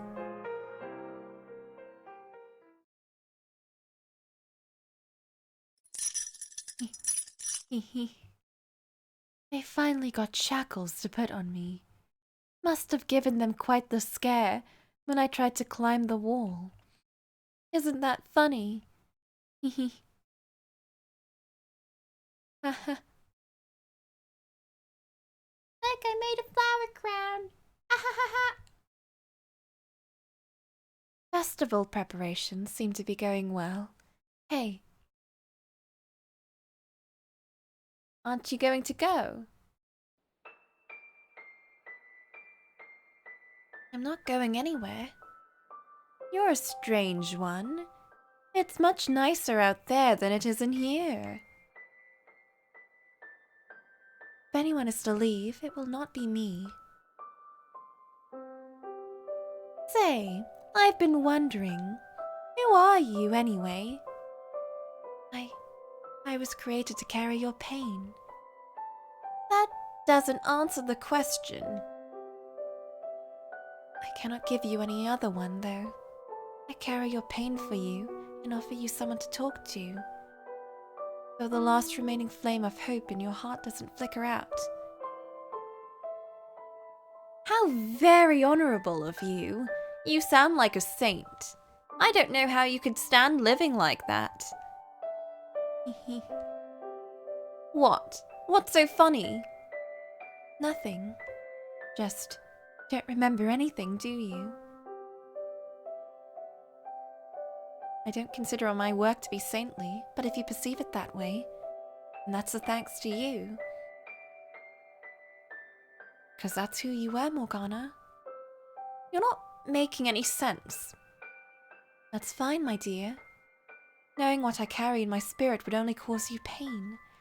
So just beg you to live on, to not give up hope. Where am I supposed to find hope, chained up in a tower? You've been with me long enough. You see me here. My body is on the verge of death, and a black cloud fills my spirit. I despise those men, every one of them who did this to me. I want to kill them myself, and I hate that I lack the power to do so. I want to place a curse on them all. Don't talk like that, Morgana. Please keep your spirit pure. Don't talk about cursing people. There's still hope. Someone will come to save you. Maybe one of the three will have a change of heart. Maybe someone else will come through the door. Just have a little patience, all right? There's no point.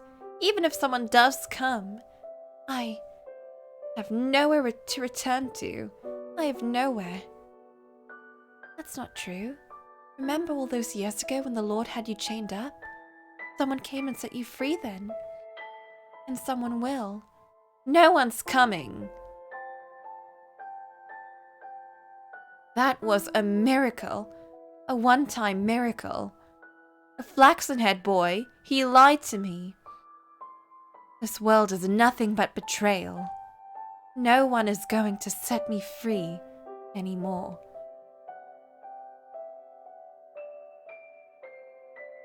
Actually, there is one possibility for my salvation.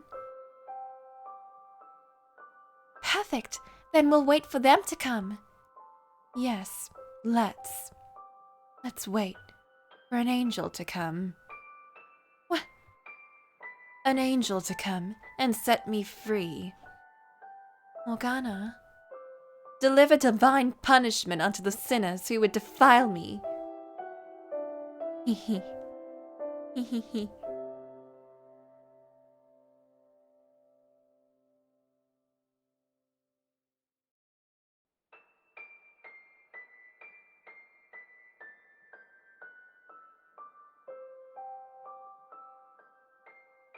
Morning, Maria.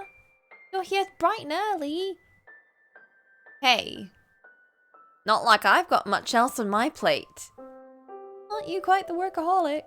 You know, you're getting to be around that age when most girls would close up shop and settle down with a man or three. Uh-oh. Ha! You know no man wants to get hitched with this kind of bitch. Fair enough, most girls in this biz are rough around the edges, but you're rough all the way through! Haha! Like how you got all up in the client's face the other day. Now that was a sight to see. Anywho, blacksmith bought this buy for you. Huh? Oh, that. I was planning to go pick that up myself. Special thanks for being such a faithful patron, he said. Never met another prostitute who regulars at the smithy. That's one heck of a hobby. Maybe so, but it's the only hobby I have. Not gonna lie, that's a little scary. What kind of girl collects knives? What kind of girl doesn't like something nice and shiny? There's nothing more to it, right? It's just a collection, not for you to, like, you know, use or anything. Like I said, they're shiny. When have I ever drawn a knife on any of you? Never, right? Oh, no, not you, someone else. Thought never crossed my mind. I know how much you care about us girls. I just mean, I'm not planning, like, to do anything, like, dangerous. Oh no, hell no. You're way overthinking it. If you say so. You just look like one was made for a special occasion or something. You even had your name engraved in it. What's so strange about that? Collectors get their names engraved on shit all the time. I once had an ex-mercenary for a client. He told me that people engrave names in weapons for all sorts of reasons. The name of someone you love to help strengthen your resolve. Your own name as a symbol of your honor. This is for... How much honor does a dirty old whore like me even have? Like I said, it's just my hobby. I like shiny things and that's all there is to it. Now hand it over. Promise me you won't do anything dangerous with it. Pinky swear. Thanks.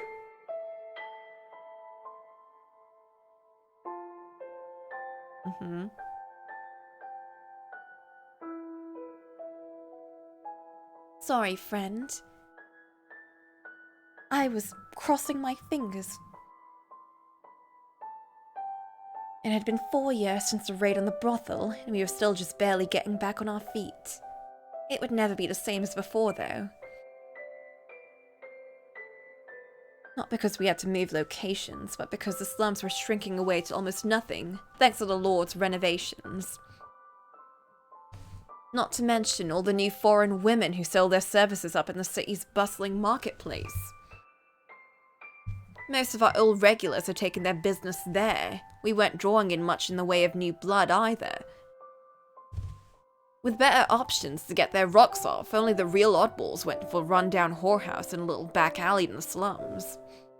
It was enough to keep us afloat, but we'd hardly last another 6 months. A year if we were real lucky. And while we were down here fighting to make it by day to day, our ever-gracious Lord was planning a festival to celebrate the spring harvest. Celebrations were to take place in and around the new church set up across the river. With this being the first annual harvest festival, the whole city was in a rather jolly mood. Everyone except us slum rats, of course. The merchants, the upper class, even most of the regular citizens were in love with the Lord. Public opinion took a huge turn after the new church opened its doors. I presumed it was all part of his grand plan. Me, on the other hand, I was far from pleased. He had abandoned us in the slums, left all his old friends out to dry because he wanted a little extra gold. Like hell was I gonna stand for that?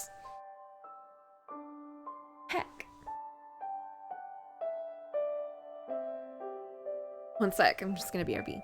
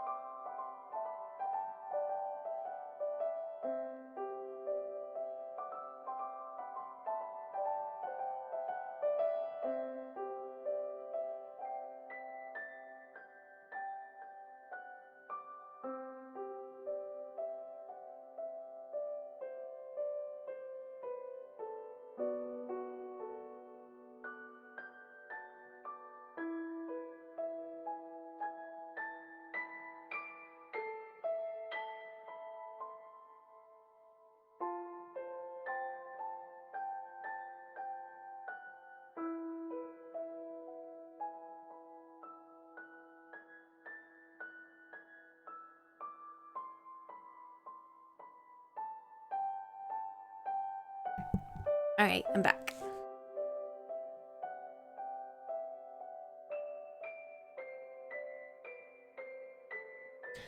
Whew.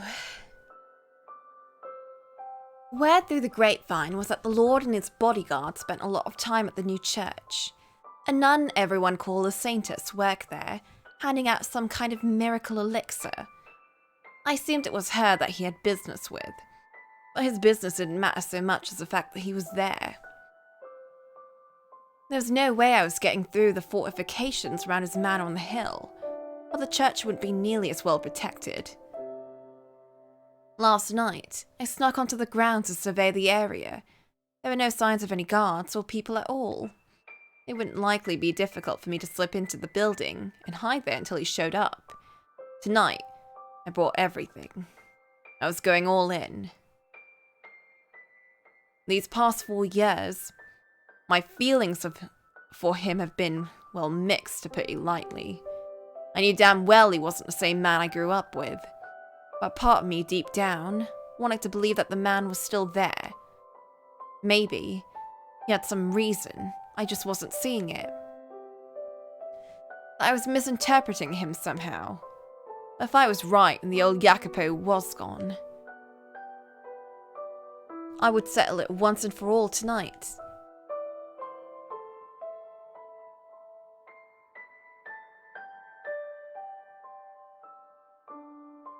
It's quiet in there.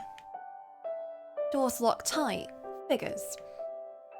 Now with that out of the way, how do I want to get in? Could break a window. I'd rather not make that much noise, though.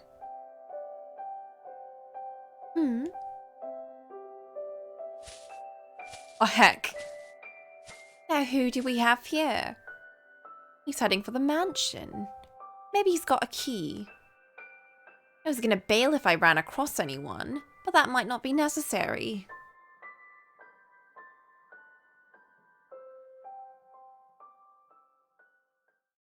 How much longer am I gonna have to deal with this? Can't believe he's holding a festival. He's gotta be out of his mind. I'm too tired to worry about this tonight. Oh God. Don't move. What? Oh, and no squealing either. One peep and this little baby will carve you a brand new mouth. What?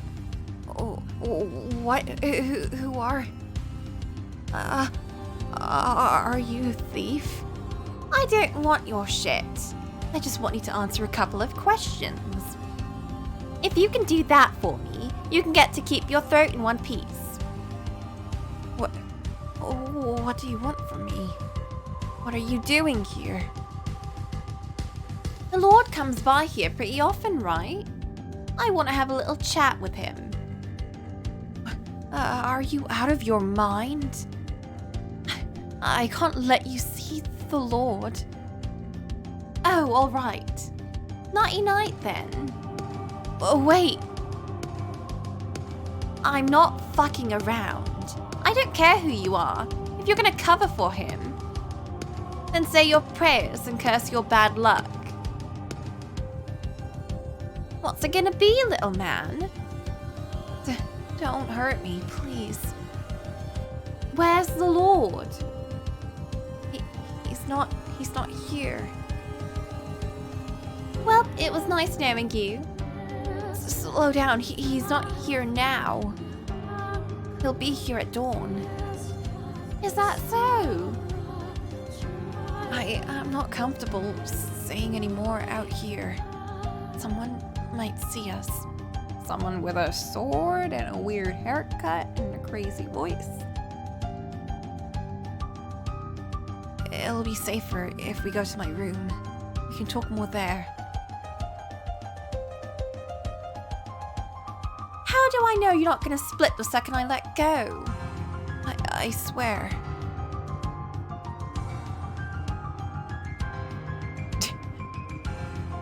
I'm glad you're enjoying the music here. I don't know you either, but you're not here to just talk to the Lord, are you? I'm doing what he says, but not because I agree with him. If anything, I'm on your side. You're better at sucking dick than most of the prostitutes I know. I mean it. At the very least, we can't have a productive conversation if we're both on edge like this. Huh. You got a decent head on your shoulders for someone who was within seconds of losing it. All right, you convinced me. Lead the way, little man. But if you so much as breathe suspiciously, your head will roll. I get it. On your feet.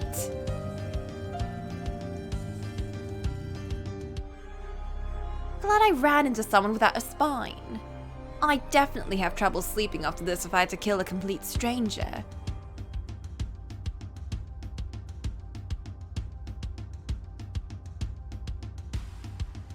Well, well, nice looking room you got for yourself, little man.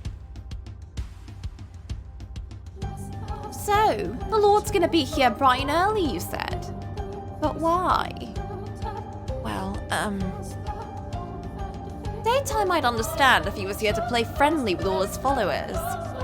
No one's gonna be here in the ass crack of dawn. They're not his followers. The patrons of the church are true believers in the word of God. Can't say I'm convinced. Looks more to me like he's built himself a damn cult. Now my question. The Lord has important business to attend to in the mornings. I'm not stupid. I'm asking what his business is.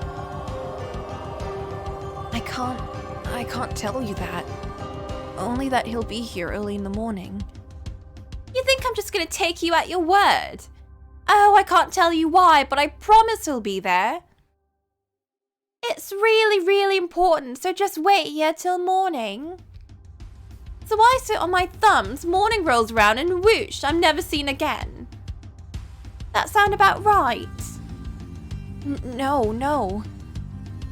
Then answer my question. What's he gonna be doing here so early? He's coming to check on some valuable assets. Say again. I help manage his assets. But not because I want to. He's threatening me. And what are these assets? It's, spit it out. I can't. I really can't. Anything but that. What if I say I'll kill you if you don't? Go right ahead. Threat me all you want. That's the only thing I can never tell anyone. Cause that'll make you disappear if you spill. Or they'll make you do that. It's not my safety I care about. It's my sister. They'll kill my sister if I tell anyone. So, I can't say anything. You have a sister? She's my only family. I see. But the Lord's blackmailing you to help manage his assets. And as part of that, he's holding your sister hostage. Not directly, but essentially, yeah. That sick, rotten fuck. I don't have any family myself. A few years back, there was this girl who was like a sister to me. What? Oh. And he felt kind of the same way about her. Or at least I thought. Now he's fallen so far, he's taking some kid's sister hostage. Maybe I'm reading into things, but do you actually know the Lord? I did. Like a former mistress or something? Oh no. Oh hell no. We grew up together, believe it or not. What? So you used to be a noble? No, you dingus. I didn't think so. You don't seem particularly dignified. Yep, just a dirty old whore here. Sorry to disappoint. What? Whoa, I never said that. Anyway, that's all you need to know about me and the Lord. Alright. Now what about you? You known him for long? About 6 months, maybe? So no, but you've been in a regular contact with him that whole time. Tell me, what's he like these days? Don't worry, the knife's taking a nap. Just tell me whatever you can. I'm curious. I don't know much, but alright. The only time I really see the Lord is when we meet up to check in on his assets. We don't chat or anything like that. He always seems to be in a foul mood and gives me dirty looks whenever he sees me. Even though you're working together? Like I said, I'm not doing it because I want to. I just wound up in this position. Go on. I can tell you this, though. He's a monster. He's a cruel, evil, heartless man. No one with a conscience could do the things he doesn't care how much pain he causes. Anyone who doesn't fall in lines is eliminated. His reputation's improving because he's got the saints vouching for him. But it's all a load of crap. He's a villain and a tyrant. Sounds just like the previous lord. Huh? The previous lord? You're not from around here, little man. No, I live somewhere far away. Just sort of ended up here recently. Well, that explains it. There was a different guy in the throne up till about 4 years ago. He was a vicious, barbaric fuck who treated people like his playthings. He would murder slaves by the dozen just for shits. And he did some very bad things to a little girl. The new lord is exactly the same. People are just another commodity to him. Man or woman or child. He doesn't care as long as they're useful. He'll hurt people. He'll kill them. Anything to get what he wants. I got that impression. After everything I've seen and heard, was I honestly hoping he'd tell me he wasn't as bad as the previous lord? I've heard enough. He's gone over the edge and there's no bringing him back.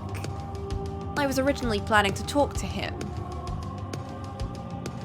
That was never going to work. He's a lost cause.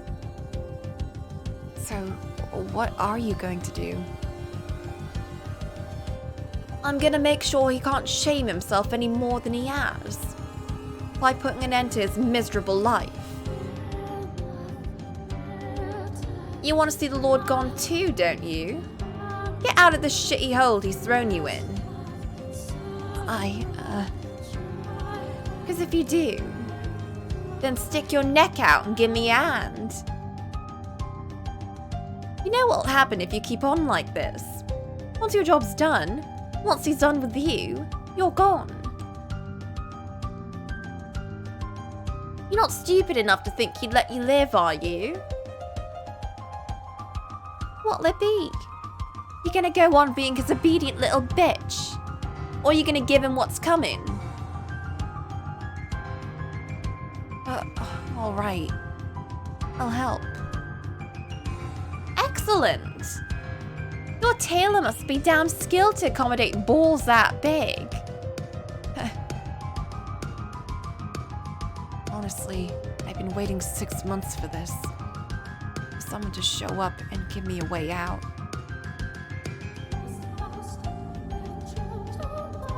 Holy shit, this was happening the whole time? Well, if we know what happened, so clearly that didn't work out. And I assume Marie does not get a happy end here. While waiting for the sun to rise, me and the little man hashed out our plan of attack. The Lord kept a skilled bodyguard around at almost all times. He wanted to avoid causing any trouble while they were together. He was only alone for a small window of time. When he arrived at the church each morning, he would first head for his private study unguarded. That was our chance. Time was limited, which meant we'd make it simple and move quickly. We had the element of surprise on our side, though. I could do this. No, there was no room for even the slightest uncertainty. I would do this. I didn't care about saving the people from an oppressive despot, or anything grand and honorable like that. All I wanted was to stop an old friend from falling any further. That was my entire reason for assassinating the Lord of the Land. I wouldn't be a hero if I pulled it off. I'd be an insurgent. But to hell with my reputation. I'd be hunted down and killed for my crimes not long after anyway. Jacopo, as your old friend, I'll join you on your trip to hell. And then, at long last, the moment arrived. Exactly as Mel had said, the Lord showed up at the mansion early the next morning with his bodyguard in tow. The Lord disappeared into his study, and then the bodyguard headed for the chapel. Once he was out of sight, I glanced over at Mel and nodded. Holy shit, is this what the mansion looks like in, like, more detail, I guess? Who is it? It's me. There's something I need to talk to you about. We'll be seeing each other shortly anyway. Whatever it is, you can tell me then. It can wait. He's great at knocking at doors and betraying people, apparently. It's important. I don't want anyone to overhear. Is it about the assets? Yeah. Fine, come in. Here goes. I took a deep breath, held it in. It would all be done in a matter of seconds. All our memories together, the time we shared, sent straight down to the grave. Ah! What? So long, Jacopo. I'll see you down in hell. However, not a thing went according to plan. My resolve rendered null in an instant. My confidence shattered like glass. My vengeance brushed aside like nothing. My outstretched knife hit empty air. Without even enough time to blink, my whole world shifted. I wasn't looking at my loathsome target's face, but the flat, unadorned ceiling above me. My body spun, and then something slammed against my back.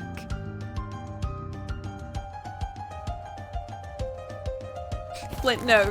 Try and ignore it. Barely enough time to even gasp, I crashed into the floor.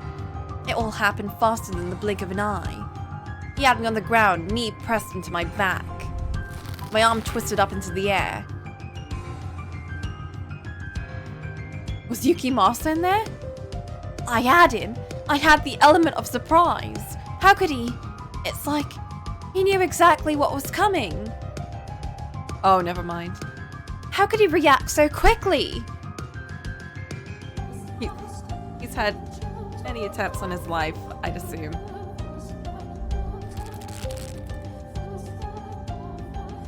You look perplexed. Well, unfortunately for you, I've had my share of assassination attempts. But you I wasn't expecting. Let me go!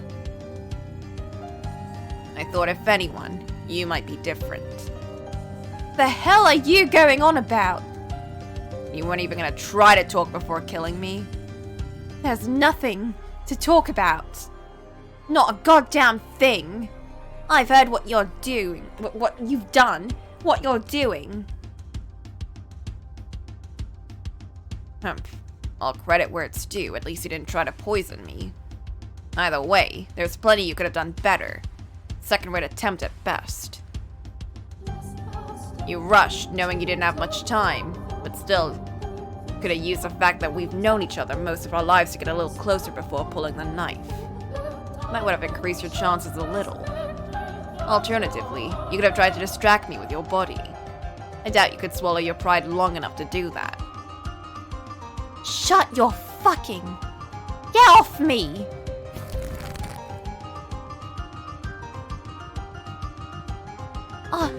Are you trying to break my arm?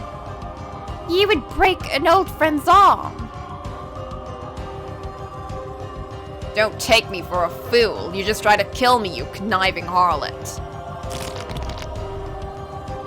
Ah!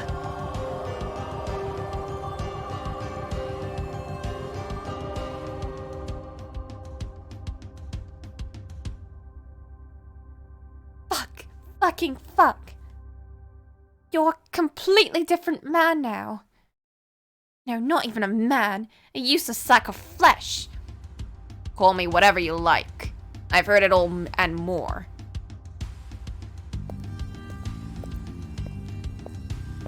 Lord! The boy was sneaking about, so I apprehended him. Running away at the first sign of your grand plan going south. I see you still haven't grown a spine yet, have you, boy? You might have had a better chance if you both came at me together. Shall I kill him? Quit your drooling, dog. I want you to watch him, make sure he doesn't try and run again. What about the woman? She tried to attack you. Shall I kill her? God damn it, you Himasa.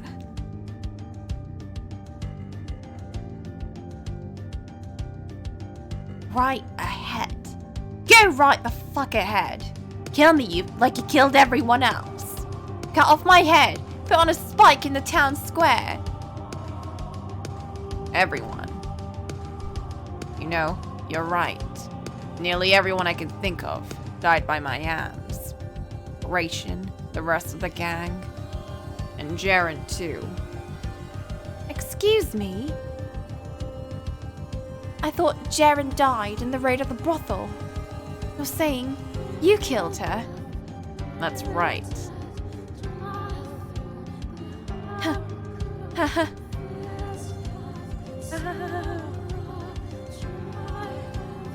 It wasn't becoming the Lord that fucked you up. You were always on the other side. From the day we first met.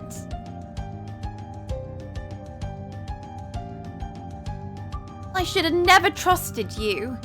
Fuck. It was all bullshit, wasn't it? Every last minute of it. There are summers I can't see her, dog. Why not just kill her? Last thing I need is people making a big fuss about a dead body showing up while we're preparing for the festival. Not like a damn whore poses any real danger to me.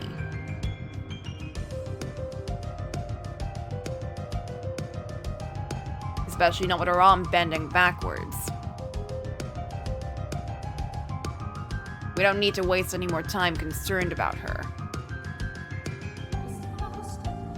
What the fuck? What the fuck, man? You won't even fucking kill me. I came in here with no intention of coming back out. You don't even have the decency to do that much for me. Shut your goddamn mouth already. Leave your key here, dog. I'll handle our business alone today. We just have to drag the whore out then. What a disappointment. Don't get any funny ideas. Just because I only told you not to kill her doesn't mean you can sate your thirst with one of her arms or legs. Throw her out and nothing more, understood? Clear as crystal, Lord. Then get out of here. I hate myself for ever thinking you were a good guy. Enjoy an eternity in hell, asshole.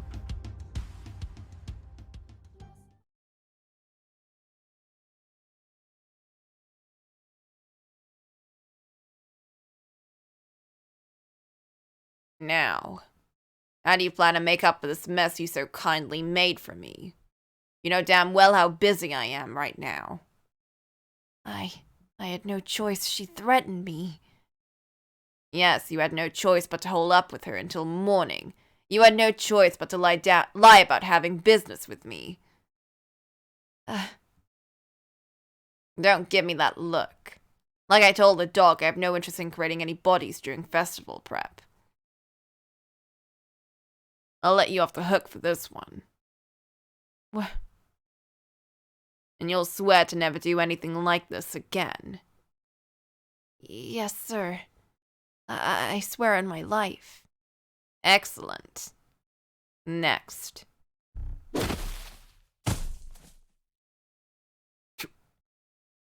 And with that, the books are settled.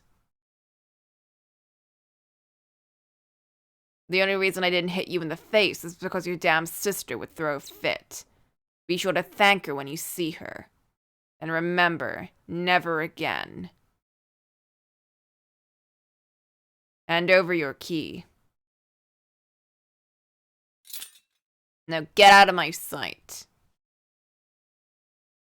Yes, sir.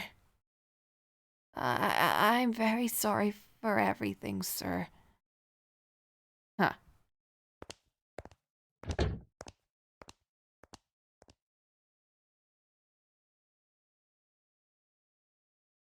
Was it all bullshit, Maria? I'm beginning to wonder myself. Not even a word before coming at me with a knife. Not even a sliver of faith in me. I've been at this long enough, and I still haven't learned my lesson. Naive enough to think that maybe she would be different. She would understand, no matter what anyone else said about me. Believe me when I said I really was trying to help.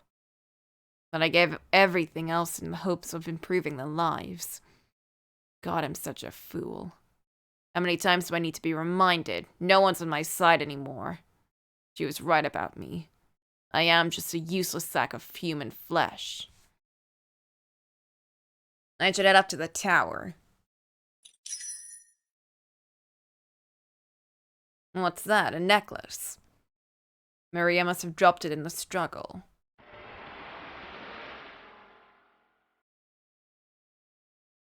So what do you get her? As your big sister, I'd be happy to check the present out before you give it to her. Make sure you don't make too big of an ass out of yourself.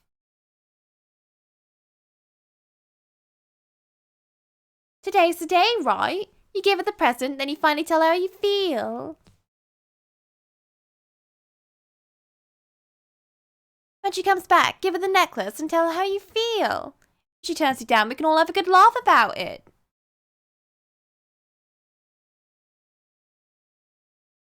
I was positive that it had been taken or broken in the raid. But you've been holding on to it. You've kept it for all these years. I would have figured you'd have thrown it away by now.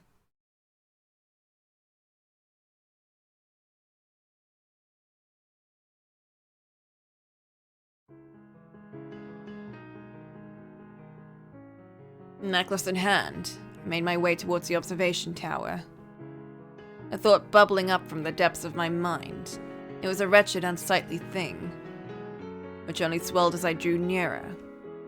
Never would I have conceived of such a monstrous notion, of exploiting my old identity, had this trinket not fallen back into my hands.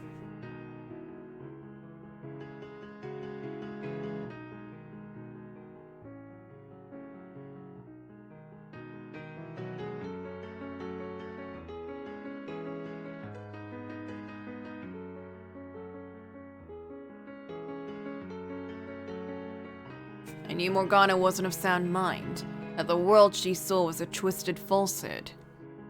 Though I couldn't see what delusions her mind was producing, it was evident that the man I was now and the boy she once knew were two distinct entities in it. Maybe, if the old Jacopo was still good in her mind, if she still remembered him fondly, perhaps I could assume that role, much like I assumed the role of the Lord. The thought sent a chill down my spine. By putting on that mask, I would be disregarding every horrible thing I had done to her. Every time I had come up here these past months to draw her blood, in that moment there was no one in this whole wide world who had fallen so close to hell as I. In that moment I could no longer deny the madness that had taken root in my heart, the madness that had given rise to such fancy.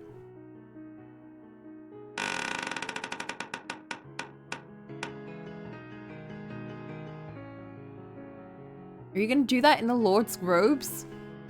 I feel like that wouldn't really help the case.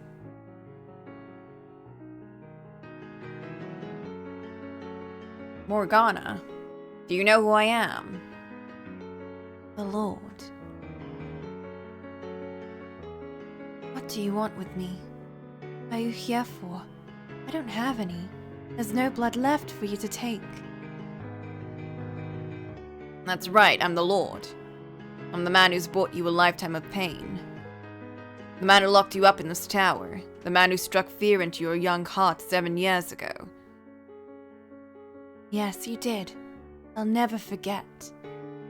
Now tell me, Morgana, do you know what this is? On your birthday 4 years ago, a young man was going to give you this necklace as a present. Do you remember that young man? Or have you forgotten? Forgotten what a pleasant time that was? Can't say I'm surprised. You were all saying how much you hated staying at the brothel. Those 3 years were no more pleasant than any other time in your life. I remember. I remember him. I remember those days. Do you remember them fondly? Yes. Well, that's great to hear. You can rest at ease, Morgana. Because he's gonna be here soon and he'll... That was the only time. What? That was the only time in my life when I was actually happy. Except for those years. My life's been nothing but pain and misery. But those days, they were warm. Everyone was so kind to me. They showed me love. It was all I had. The only happiness I ever had. No time in my life was better than that. It was taken from me. I wish it had all just ended there. Her words were like I'd plunged through thin ice. I could put on the best forged mask in all the world, but I would never again be the man in her memories. I could act exactly like him, but I would never be him. My hands were permanently stained with blood. The sharp smell of death hung around me like a cloud. I was a heartless killer. Anyone could see that. Never would I be able to smile like him. Never would I be able to share his dreams. The fact that I'd even had the idea to pretend to be my old self was proof in and of itself that I was too far gone. I'd reached the point. The real me was the imposter. He's dead, and so is everyone else. Why do you have that necklace, Lord? Did you kill him? Was that your doing too? So the best thing I could do was let Morgana have her pleasant memories unmolested. I'd ruined enough for her already. She'd said those 3 years were the happiest time of her life. I couldn't tell her the truth now. There were no possible lies or justifications, and that would ever allow me to stand by her side again. You did, didn't you? I did. I killed the young man. I killed all of them.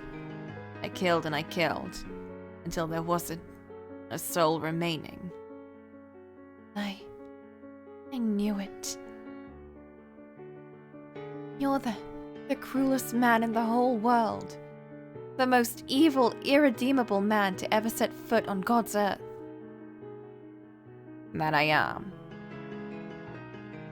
I despise you more than anything. I hate you. I love you. I want nothing more than to put a curse on you. I buried my feelings for you so they wouldn't get in the way of me being the Lord. I want to see you dead. Those feelings never entirely went away. I tried to weigh what was more important to me, but I misread the scales. I hate you with all of my being. I lost any right to say this years ago, but I want you to know, I truly do love you. I revile you, detest you, loathe you. I loved you. There's not enough hate in all creation for you. Tell me, what do you see when you look at me? What do you hear when I speak to you? I hate you. I hate you. I hate you. I hate you. I hate you. And so on. You can't see me. You can't see the tears on my cheeks, can you? Your mind, your spirit, are shattered beyond repair, aren't they? You're not actually understanding anything I say, are you? You're not going to be able to remember any of this, are you? I hate you. I hate you. I hate you.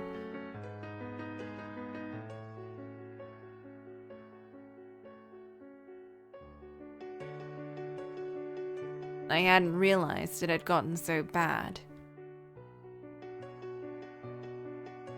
My eyes have been shut for far too long. And what was happening to you? To my own feelings. To everything. For so long, I've avoided facing the truth. Not only did I fail to protect anything, I destroyed the one thing I cared about most with my own two hands. That's all I ever managed to do. I wonder, what was the point of no return exactly? This isn't the world I wanted to show you at all. I, of all people, should have done everything in my power to ensure those good days never ended. Any apology I make would just ring hollow.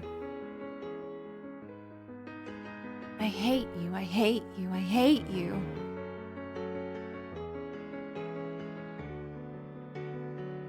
It seems my being here isn't doing your mental state any favors. I'll leave your food here and get out.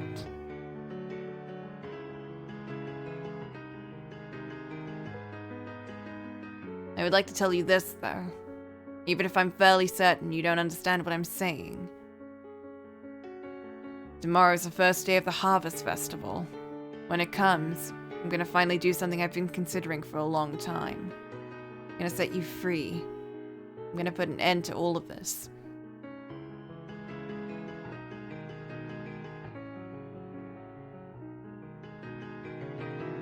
That ship sailed long ago, I know. You're in no condition to go out into the world anymore. I'm not just gonna release you and forget about you.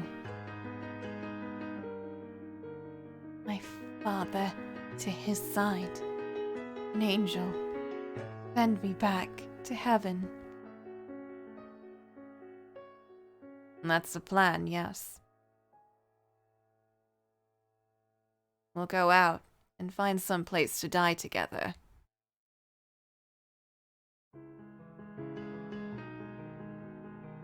For as long as I've had the throne, part of me has always wanted to say I'm done.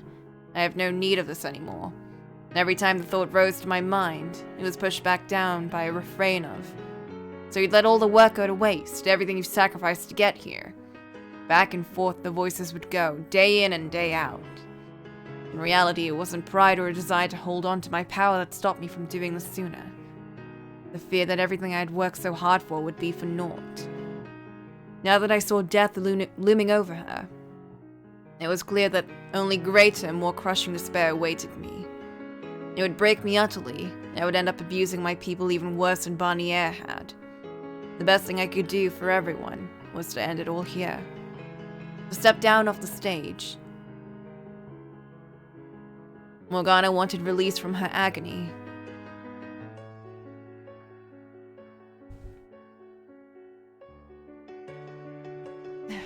And death was the only path she would find it down. My sickness was worsening by the day. And death was the only thing that could cure me.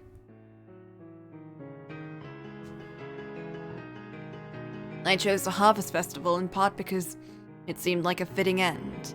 More because, with everyone distracted by festivities, they weren't as likely to notice the Lord had gone missing.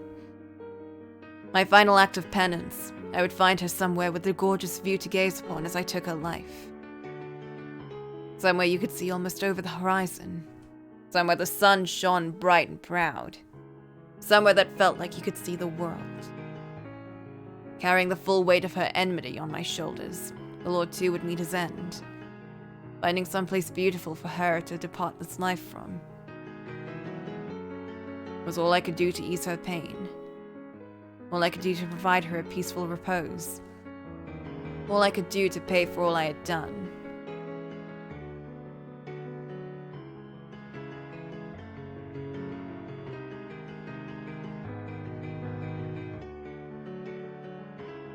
I like the singing end better. Can we go back to that?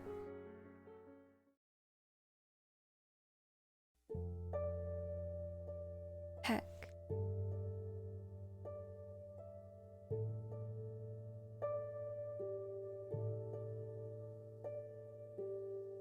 I want to believe in the singing end too.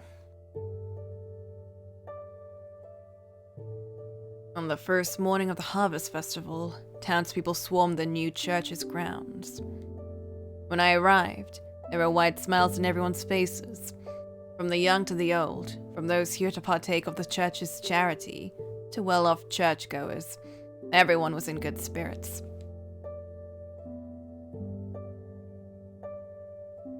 Wait, it's a festival, ha ha ha. Look, everything's got flowers on it. Quite impressive event you put together. The decorations are a bit on the thin side, perhaps, but for the church, any more and it starts looking garish. They can go ham all they want down in the square. You don't seem very enthusiastic. Why would I be? You spent so much time preparing for it, I assumed you would be more excited. Huh, as if. This is all politics, not fun and games.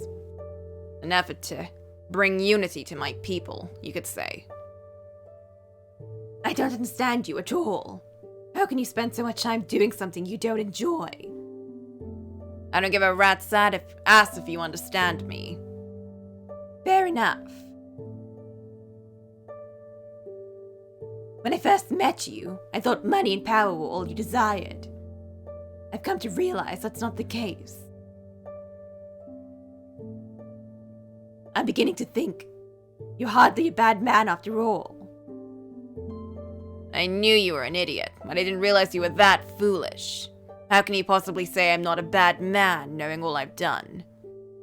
That's also fair. I'm not the best judge of character. I mean, look at me.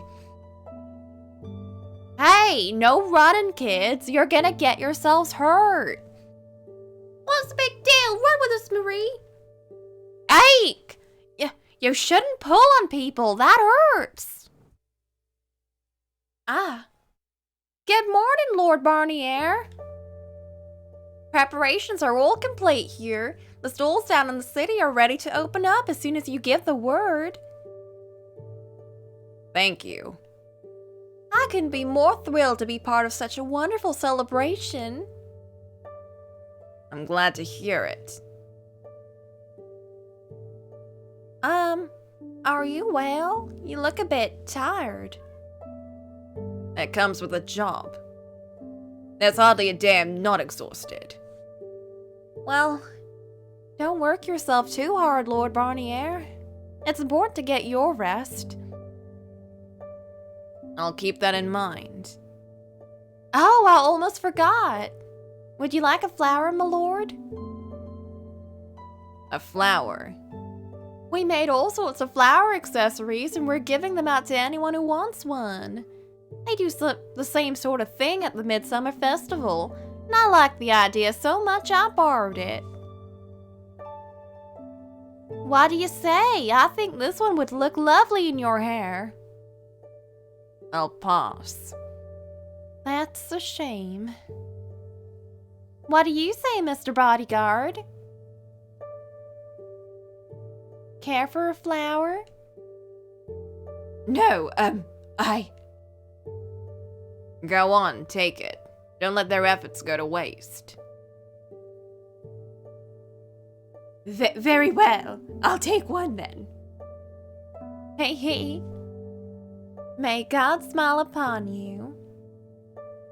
Thank you. Well, see you later. And Lord Barnier, if you need anything, please don't hesitate to ask. Hey, you can have the day off. Go spend it with your nun. Why the look?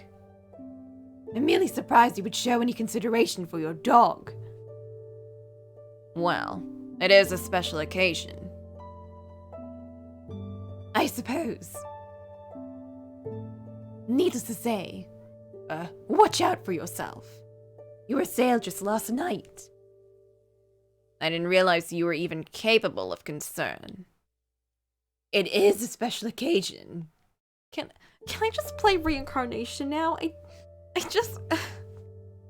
hate this.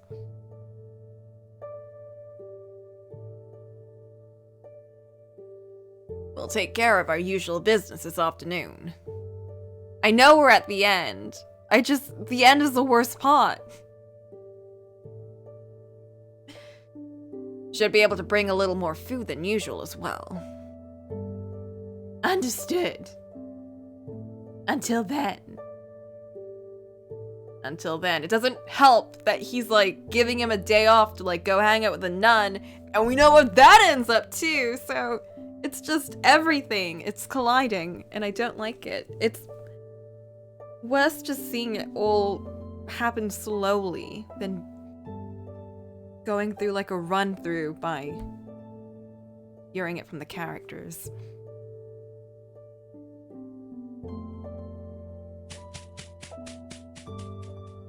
This Nelly.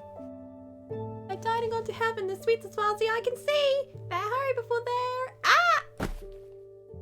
Hey there, watch where you're going. There we go, Nelly. Yes, sir. Oh, Lord Barnier. I'm so very sorry. Well, if it isn't Mel's sister. Someone's a bit too wound up, it seems. I've never been to a festival before, so I'm terribly sorry for running into you. Please don't get upset with me. Don't worry, I'm not upset. You never went to any festivals in your homeland. No. I couldn't go to any because I was stuck at home all the time. I suppose you wouldn't be able to get out much and spread your wings as a daughter of a noble family, huh? No, not in the slightest. It's all dresses and manners and no time for fun. I'm surprised most people just don't get it. I'm gonna spend all day celebrating with my Mel.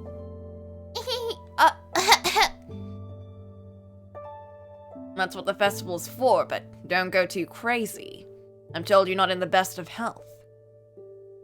Yeah, but I'm feeling wonderful today, so I'll be fine. You look anything but, girl. The festival isn't just for one day. If you find yourself feeling unwell, let someone know right away and then get some rest, understood? Yes, sir. Nelly, where do you run off to What business do you have with my sister? Dearest Mel? I'm begging you, don't hurt her. I'm not sure what this looks like to you, but I haven't touched her. What's gotten into you, dearest Mel? Lord was just concerned about me. Concerned? Him? Not in 1,000 years. Mel, we take care of business this afternoon. Be at my study at noon sharp. Okay, I'll be there. Oh, we can't have lunch together.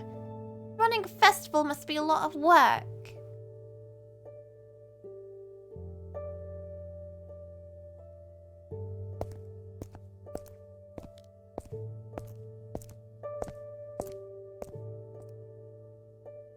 I could hear the sounds of countless people making merry outside, but my mind was elsewhere. Envisioning the place I would take her to die, somewhere far away, somewhere with a majestic view. I wanted nothing more than to run off right there and then. But there were things I had to sort out before I could disappear. I delegated several days' worth of work to my attendants so the festival wouldn't fall apart without me. My mind may have already been made up, but it was still my responsibility as a lord to ensure everything ran smoothly, so long as I remained on the throne. All I could do after was pray that someone much more qualified, someone of actual royal descent, stepped in to take my place. Surprised he didn't just, give up.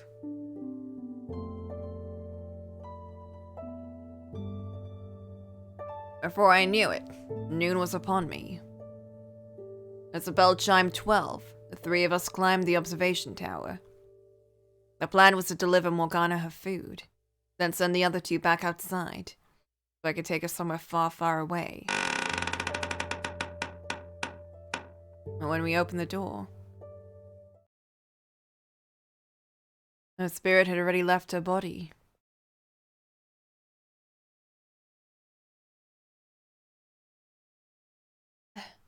The witch killed her.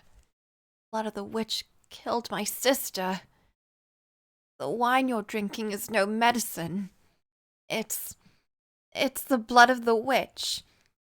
You're all drinking witch's blood. Oh! There goes another one. What's going on? We were told it was a miracle elixir. You're saying we've been drinking witch's blood? Please, everyone, don't panic. This must be some kind of mistake. A mistake? A girl's dead because of this mistake. No, this whole thing was a sham from the very beginning. You and the Lord were working together, buying our favor with this rubbish. Please calm down, everyone. Death to all the devil's deceitful minions. Death, death, death, death. Ah! No, Pauline. Stop it! Stay away from her! Get back! Death to him, too! That's what you get for coming in and making a mess of our country, foreigner. Why are all these damn outsiders getting better treatment than the rest of us anyway? The Lord's a traitor to his own land. He doesn't deserve to be on the throne. We'll take the city back, free it from the corrupted grasp. Death to the traitor! That's what's happening, Phoenix.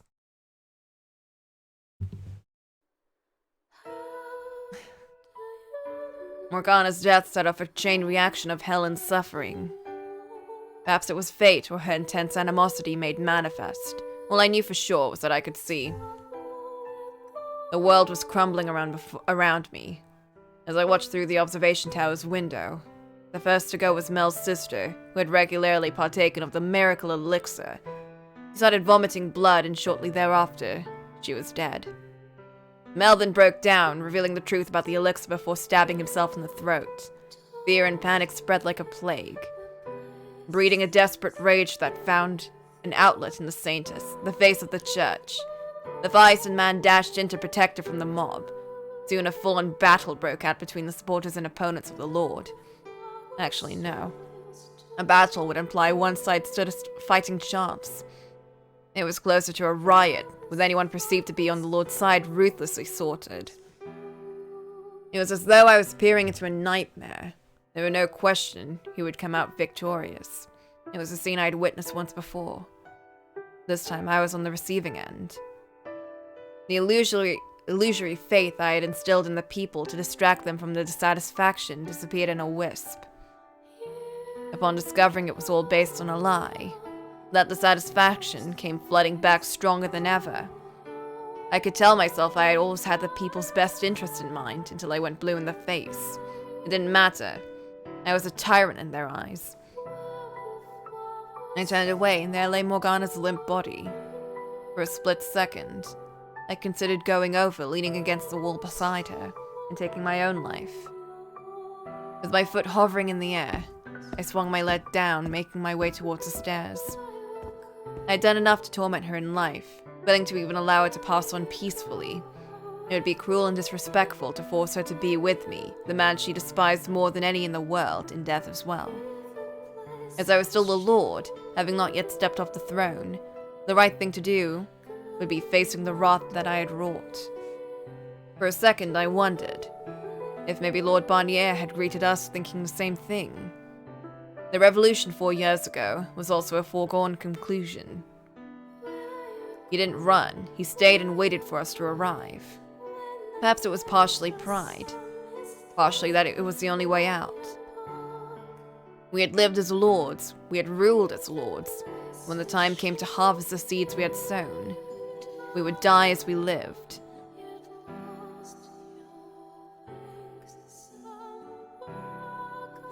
When I reached the ground level of the tower, I could hear shouting and banging and stomping through the door. They were probably tearing the mansion apart looking for me. Find him, they cried. Dethrone him, they cried. Burn him, they cried. I felt a slight pang of nostalgia as I listened to them, remembering when I had been in their position. All I had to do was open the door, and I would be dead in seconds. They didn't just have me vastly outnumbered. I had no intention of fighting.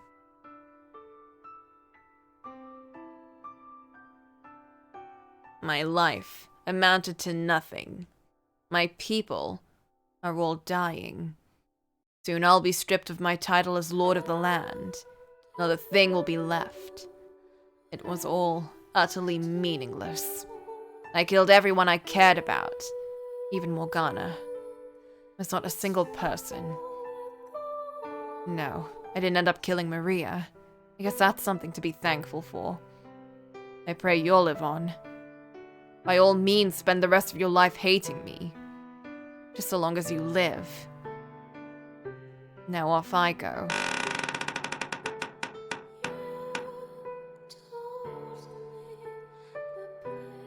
I stepped out before my people, and a dozen bloodshot gazes snapped onto me all at once. I raised my hand in preparation to give them a few parting words, but lowered it again without saying anything. There was nothing for me to say anymore, nor did I have the willpower to produce words.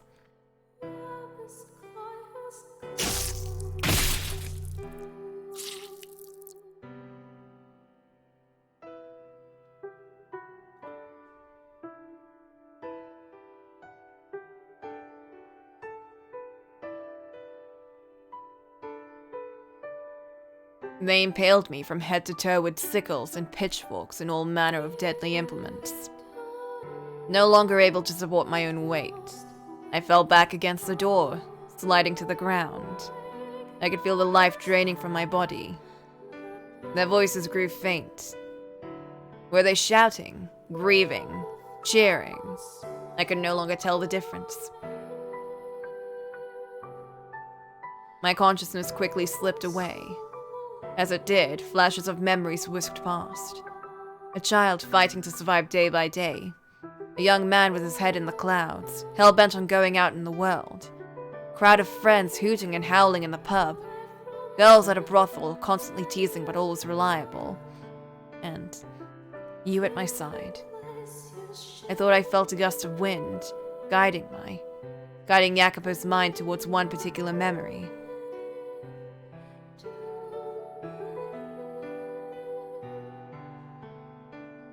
I don't need to see the world. All I want is... I could hear her voice with incredible clarity. After so many years, I finally figured out what she had said that day.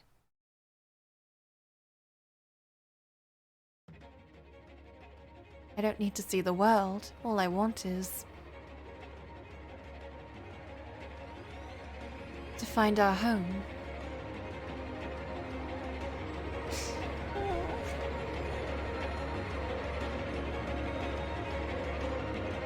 Not long after we met, I told her I thought we might come from the same region.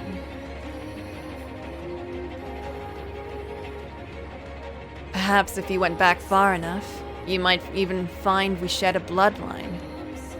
And she remembered. Nearly 3 years later, she still remembered that insignificant conversation. Which was why she didn't want to see the world. She was more than happy to just find the land from which we came. I never needed to reign supreme. I never needed the favor of the masses. All I needed to do was go looking for that little pocket of tranquility.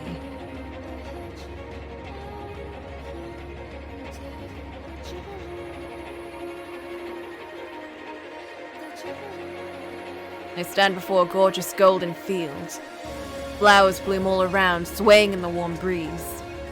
Vaguely familiar faces smile and laugh. After a long, hard journey, we finally made it. There was no big, bustling city, no one dressed in extravagant clothing. They would welcome us warmly, welcome us as kin. It's a quiet land, not a trace of strife. They bask in harmony, smiles in everyone's faces. Nevertheless, she was still afraid of how they might treat her, so I offer her my hand. This is it, and this is our home. As we draw closer to our home, her tense nerves seem to loosen, and she lets out a barely audible sigh. She slowly draws back the hood covering her.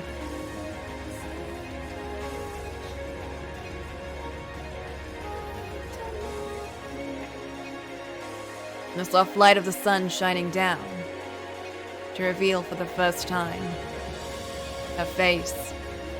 A beautiful girl stands there, so enchanting I find myself lost for words. A smile rises to her face, now free from the hideous marks that once covered it. A smile brighter than I've ever seen before. The lush fields stretching out behind her accentuate the glimmering gold of her eyes. I stand there, silently taking in the sight. Her braids flutter in the breeze. The sky blue as sapphire drapes the scenery. She isn't a witch here. She's an ordinary girl. And me, an ordinary boy. You have no power, no extraordinary abilities.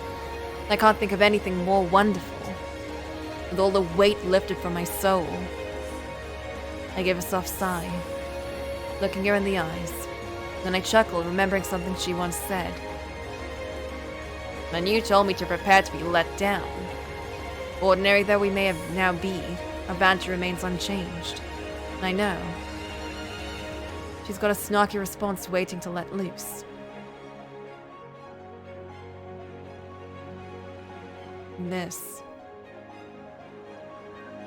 is what I could have had if I made the right choices. What I wanted. More than anything in the world. No.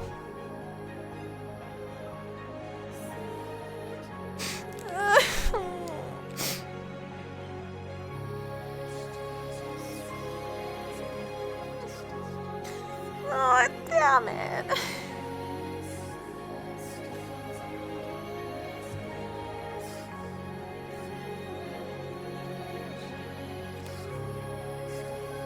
I still believe in the singing and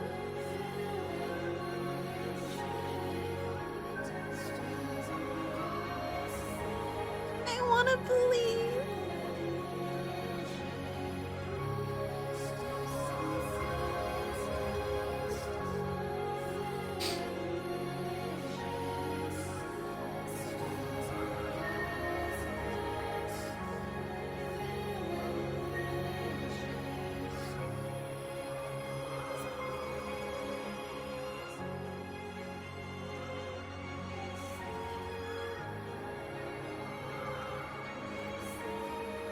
Well, maybe not saved, but they at least pass on. Their souls, move on and kind of.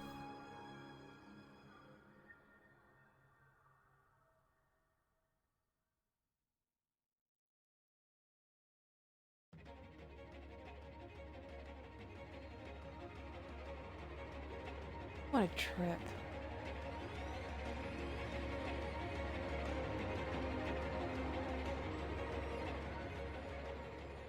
One of the Requiem side stories will help. Will it? Oh shit, Maria. God damn! Everyone's lost their fucking minds! I need to get the hell out of the city and fast! The first day of the Harvest Festival, I got this crazy bad sinking feeling. So we went to check out the new church across the bridge. Some kind of riot or uprising or something had happened. It was all finished by the time I got there. Not long after, the truth of what the Lord had been doing came to light. I wish I'd never heard a damn thing. I didn't need anyone else to tell me he wasn't the guy I grew up with. Never in my wildest dreams had I imagined he was that far gone.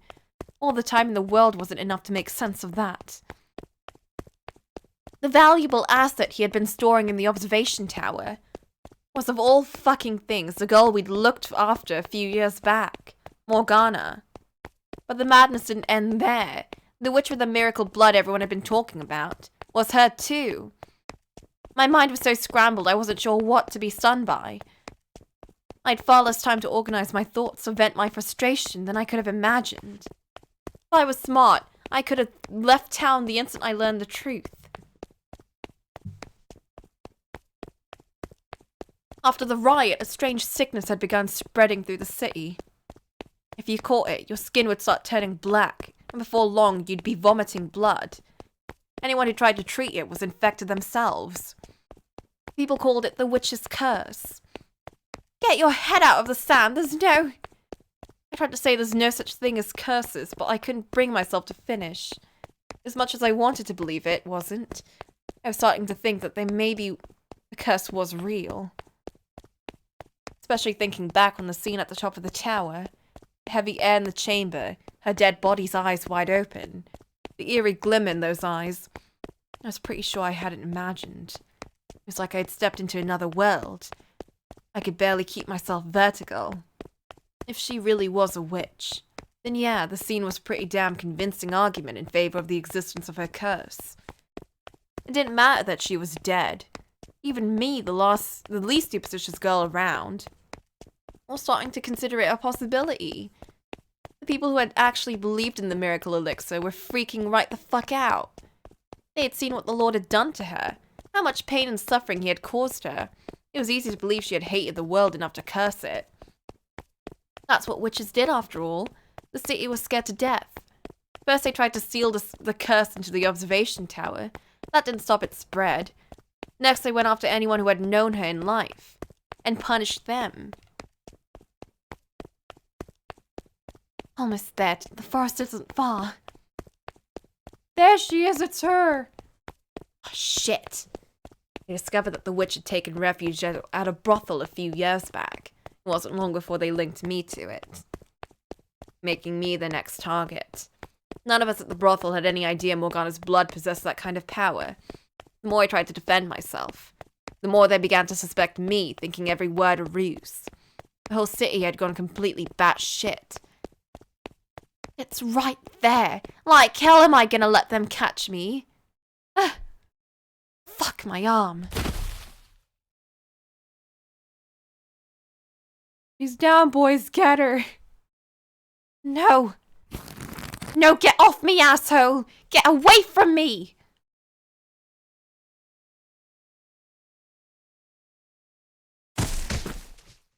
Ugh! What the hell do you think you're doing? Wait! A bunch of men dragged me into the church and tossed me in the cellar. I could hear them shouting through the locked door. A witch, a great witch! We offer unto you punishment for those wronged and forsook you in life. Please, we beg of you, stay your anger. Have mercy upon us. Have you assholes lost your fucking minds? I didn't do a goddamn thing to her. I never wronged her. I sure as hell didn't forsake her. I didn't have any idea what the sick fuck was doing to her. A great witch, please spare us from the wrath of your curse. Please have mercy on us who laid not your hand upon you. A witch, a great witch. You're fucked in the heads, every last one of you. You're not accomplishing anything by putting me down here. So let me out, please. Let me out of here.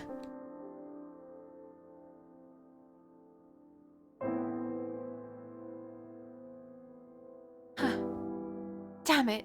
They really did just leave me here. The door's locked tight. I'm not pounding my way through this. Damn thing won't even budge. Fuck.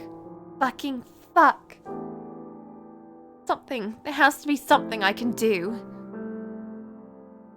Hey, is anyone out there? Someone let me out of here. I didn't do anything. Huh. How long have I been in here? I'm so fucking thirsty. Food. That would be nice too. Someone get me out of here. Please.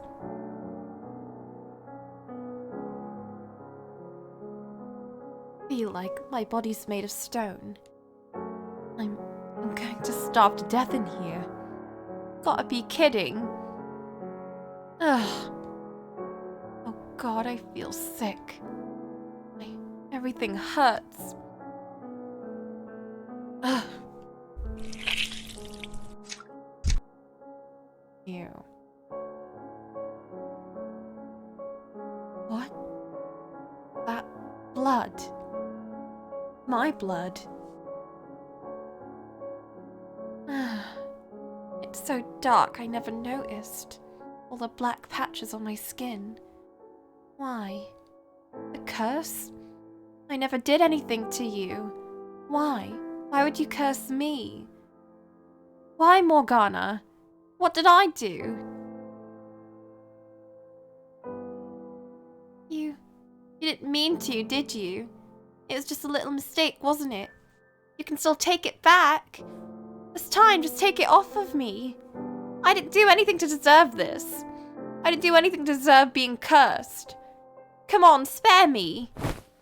This is all on his fucking head, not mine. Huh.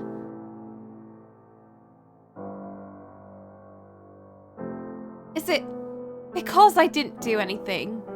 Is that it? Are you saying that I'm to blame too? Because I didn't do anything to stop it? Because I couldn't trust anyone but myself? That's asking way too much. How was I even supposed to know what was going on? I was up to my neck in my own shit already. Come on, Morgana, give me a little sympathy. Spare me from your curse.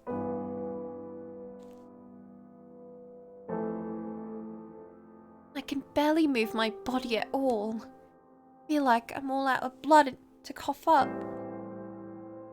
Don't even have the energy to cry for help anymore. This is how I go, huh? And when I'm gone, that means everyone's dead. Huh. I wonder what whoever finds my body will think. They'll probably think that I was one of them. Wouldn't that be some real bullshit?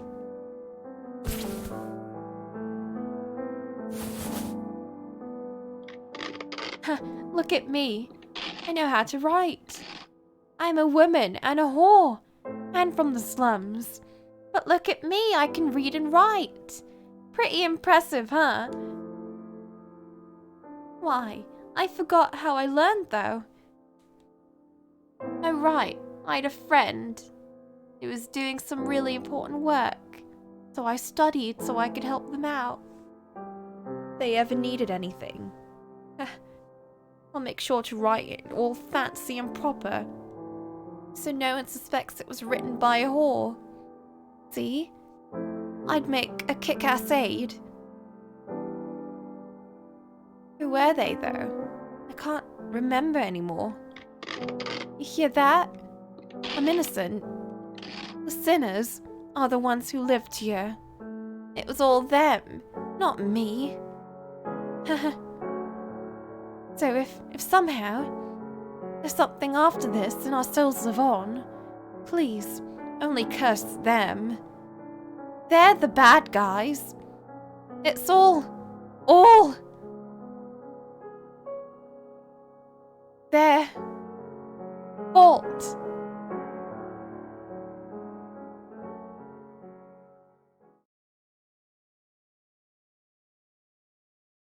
Would be a shame if she got cursed too, huh?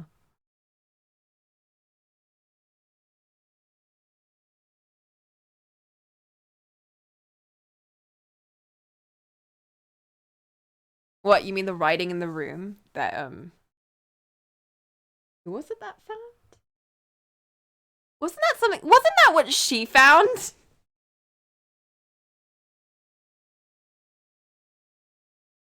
I swear she also found that writing.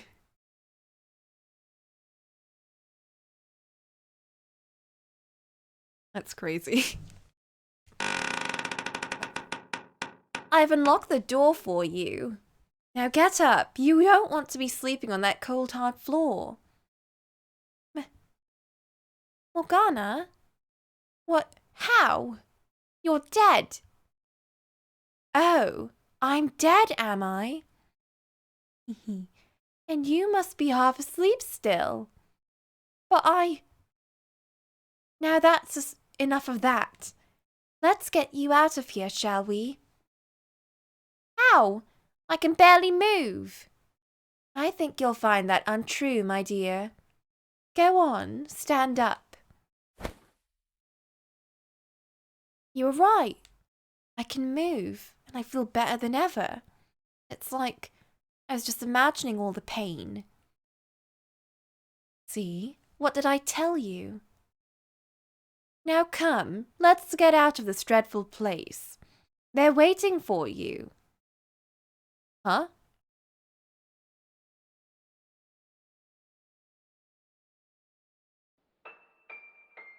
It's about time you showed up, boss. What? Yay, I'm so glad you're okay. I've been worried out of my mind. Jaren? I was told you were killed. Say what? Do you really want me dead that bad, boss? Did I goof up on the job? No, I never said that. You're a model worker too. I've always been glad to have you around. Wow, Maria said something nice about me. Must have been real rough in there, huh, boss? Can't believe all those bad men would just lock you up. It's not nice. How's the city doing? Have things cleared up? You can rest easy. Everything's all rightio now. That's glad to hear it. Look like someone just pissed in your stew, girl. Where's that burning fire in your eyes? Well, I know a little solitary wouldn't get the best of your girl. Whoa, whoa, whoa, whoa, don't just stare. What, you think I was dead too? Like hell, ain't nothing in this whole damn world gonna take me down. That may be breed and madness.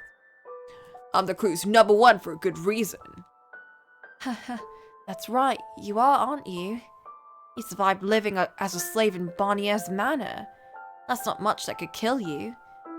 Damn straight. Huh. Don't you worry about nothing. Long as I'm around, nothing can touch our slums. Yeah, I believe you.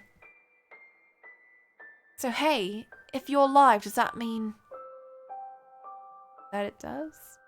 We're all alive, every last one of us. You're never a morning person. This is a bit ridiculous, don't you think? Jacopo, is that really you? Is that really the same old Jacopo I used to know? What do you mean you used to know? I'm the same Jacopo you've always known. But you became the Lord and then you killed everyone. Do you really have that little faith in me? I would never kill any of you, you know that. Just look around. Does anyone look dead to you? Because they sure look alive to me. Whatever terrible dream you were having down there, Maria. About time you came back to reality. Look me in the eyes. Tell me I'm not the same Jacopo you've always known.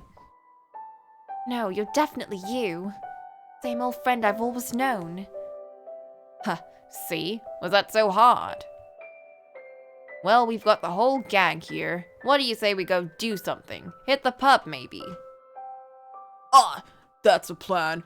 We're well overdue for another drinking contest. I wanted to. You're coming with us too, aren't you, Morgs? I'm not comfortable in such lively places. Oh my god, come on, just this once. We can sing together even. Your voice will have the whole place enchanted in a snap. I won't be singing, but I suppose I can join you this once. The chance doesn't come around often. Oh, come on. You never want to go when I ask, but you will if she does. You could be drowning and I still wouldn't agree to do anything you asked, so that's irrelevant.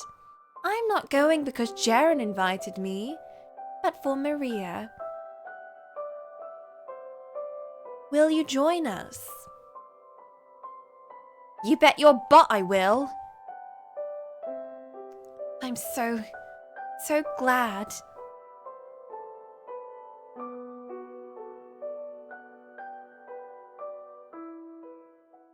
Oh.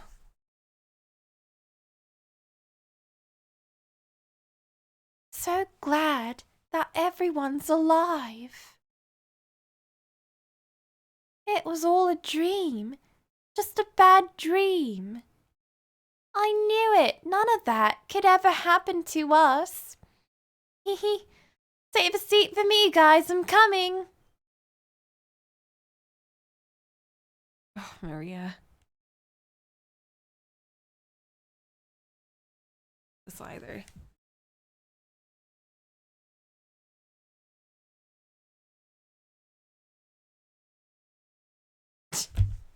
Wow, way to ruin that! It's the wholesome part of it. Thanks. Hiya, Cocolamoco. What's past this prologue?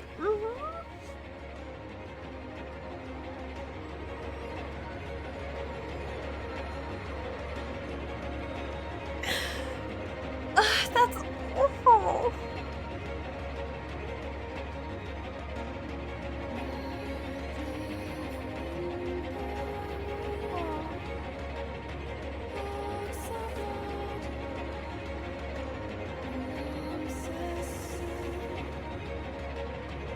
Did indeed miss everything. But is that a blessing or a curse? Rip everyone. I was wondering about Maria because she wasn't mentioned in Jacopo's recollection at all. Or Morgana's recollection. That's why I didn't think she was even gonna be in, like, the last door in the main game, but then she was, and that was surprising. Shit.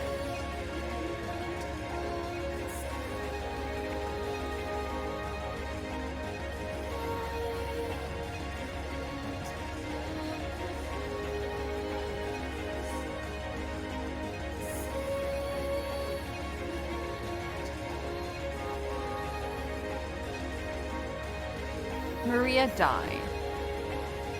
So essentially at the end, the blood, I assume was eventually diseased because they kept her locked up and no one took care of her.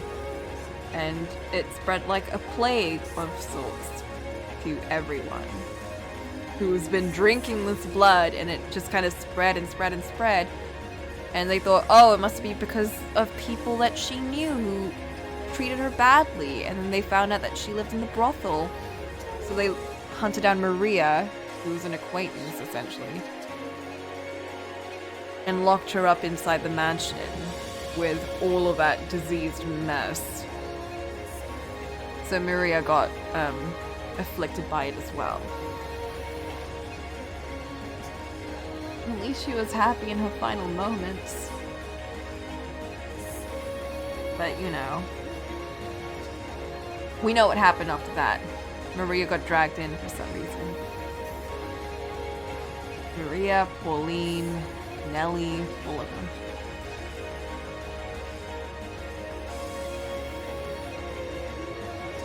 I guess because she was so tied into Jacopo that she was... What happened to Yaki? After seeing his whole... everything kind of fall apart after everything that he planned at the very end, because he was like planning to like give her a peaceful end and stop all of the blood stuff at the very end, but he was too late. He saw everyone else dying. He was like, well, I guess that's it. So he went and faced the people and got skewered by everyone. It's fine, Cocolamoco. Gives me a moment to just think about it. Well, everyone died, essentially. Everyone died. Which we know that happened, but just, you know, getting to see it. So you say there's a happy extra story, do you? I sure would like that. What are these even? And what's happily ever after? Because I like that. Is that the singing end that I came up with? Because I really hope it is.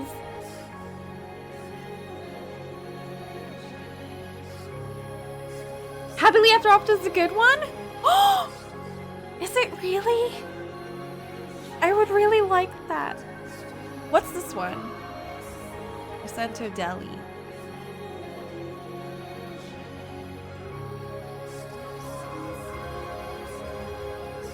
Should I even ask or should I just like dive in?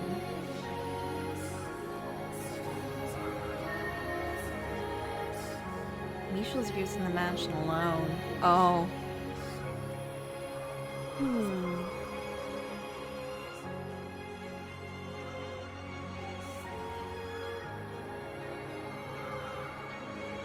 And we haven't seen Michelle in forever, have we?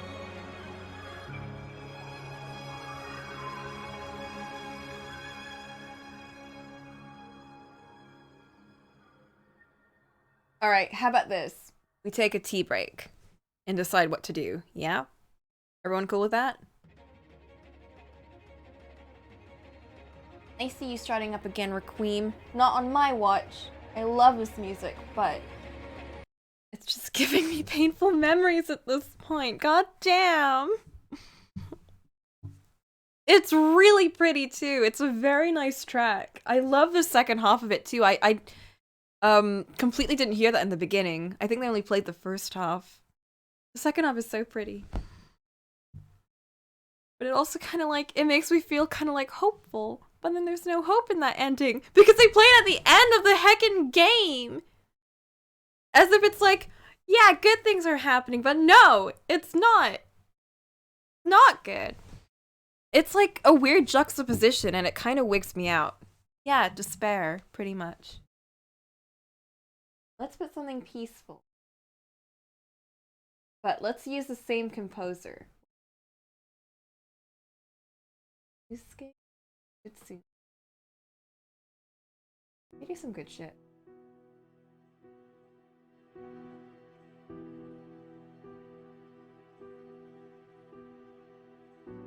A break from body to 3.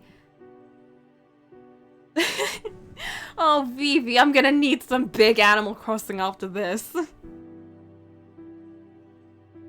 Ah, jeez.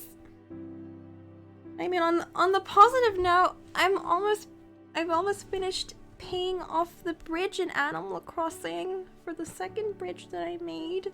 That's happy. Yeah. I'm gonna go get tea and think about that for a little bit. Happy bridge making.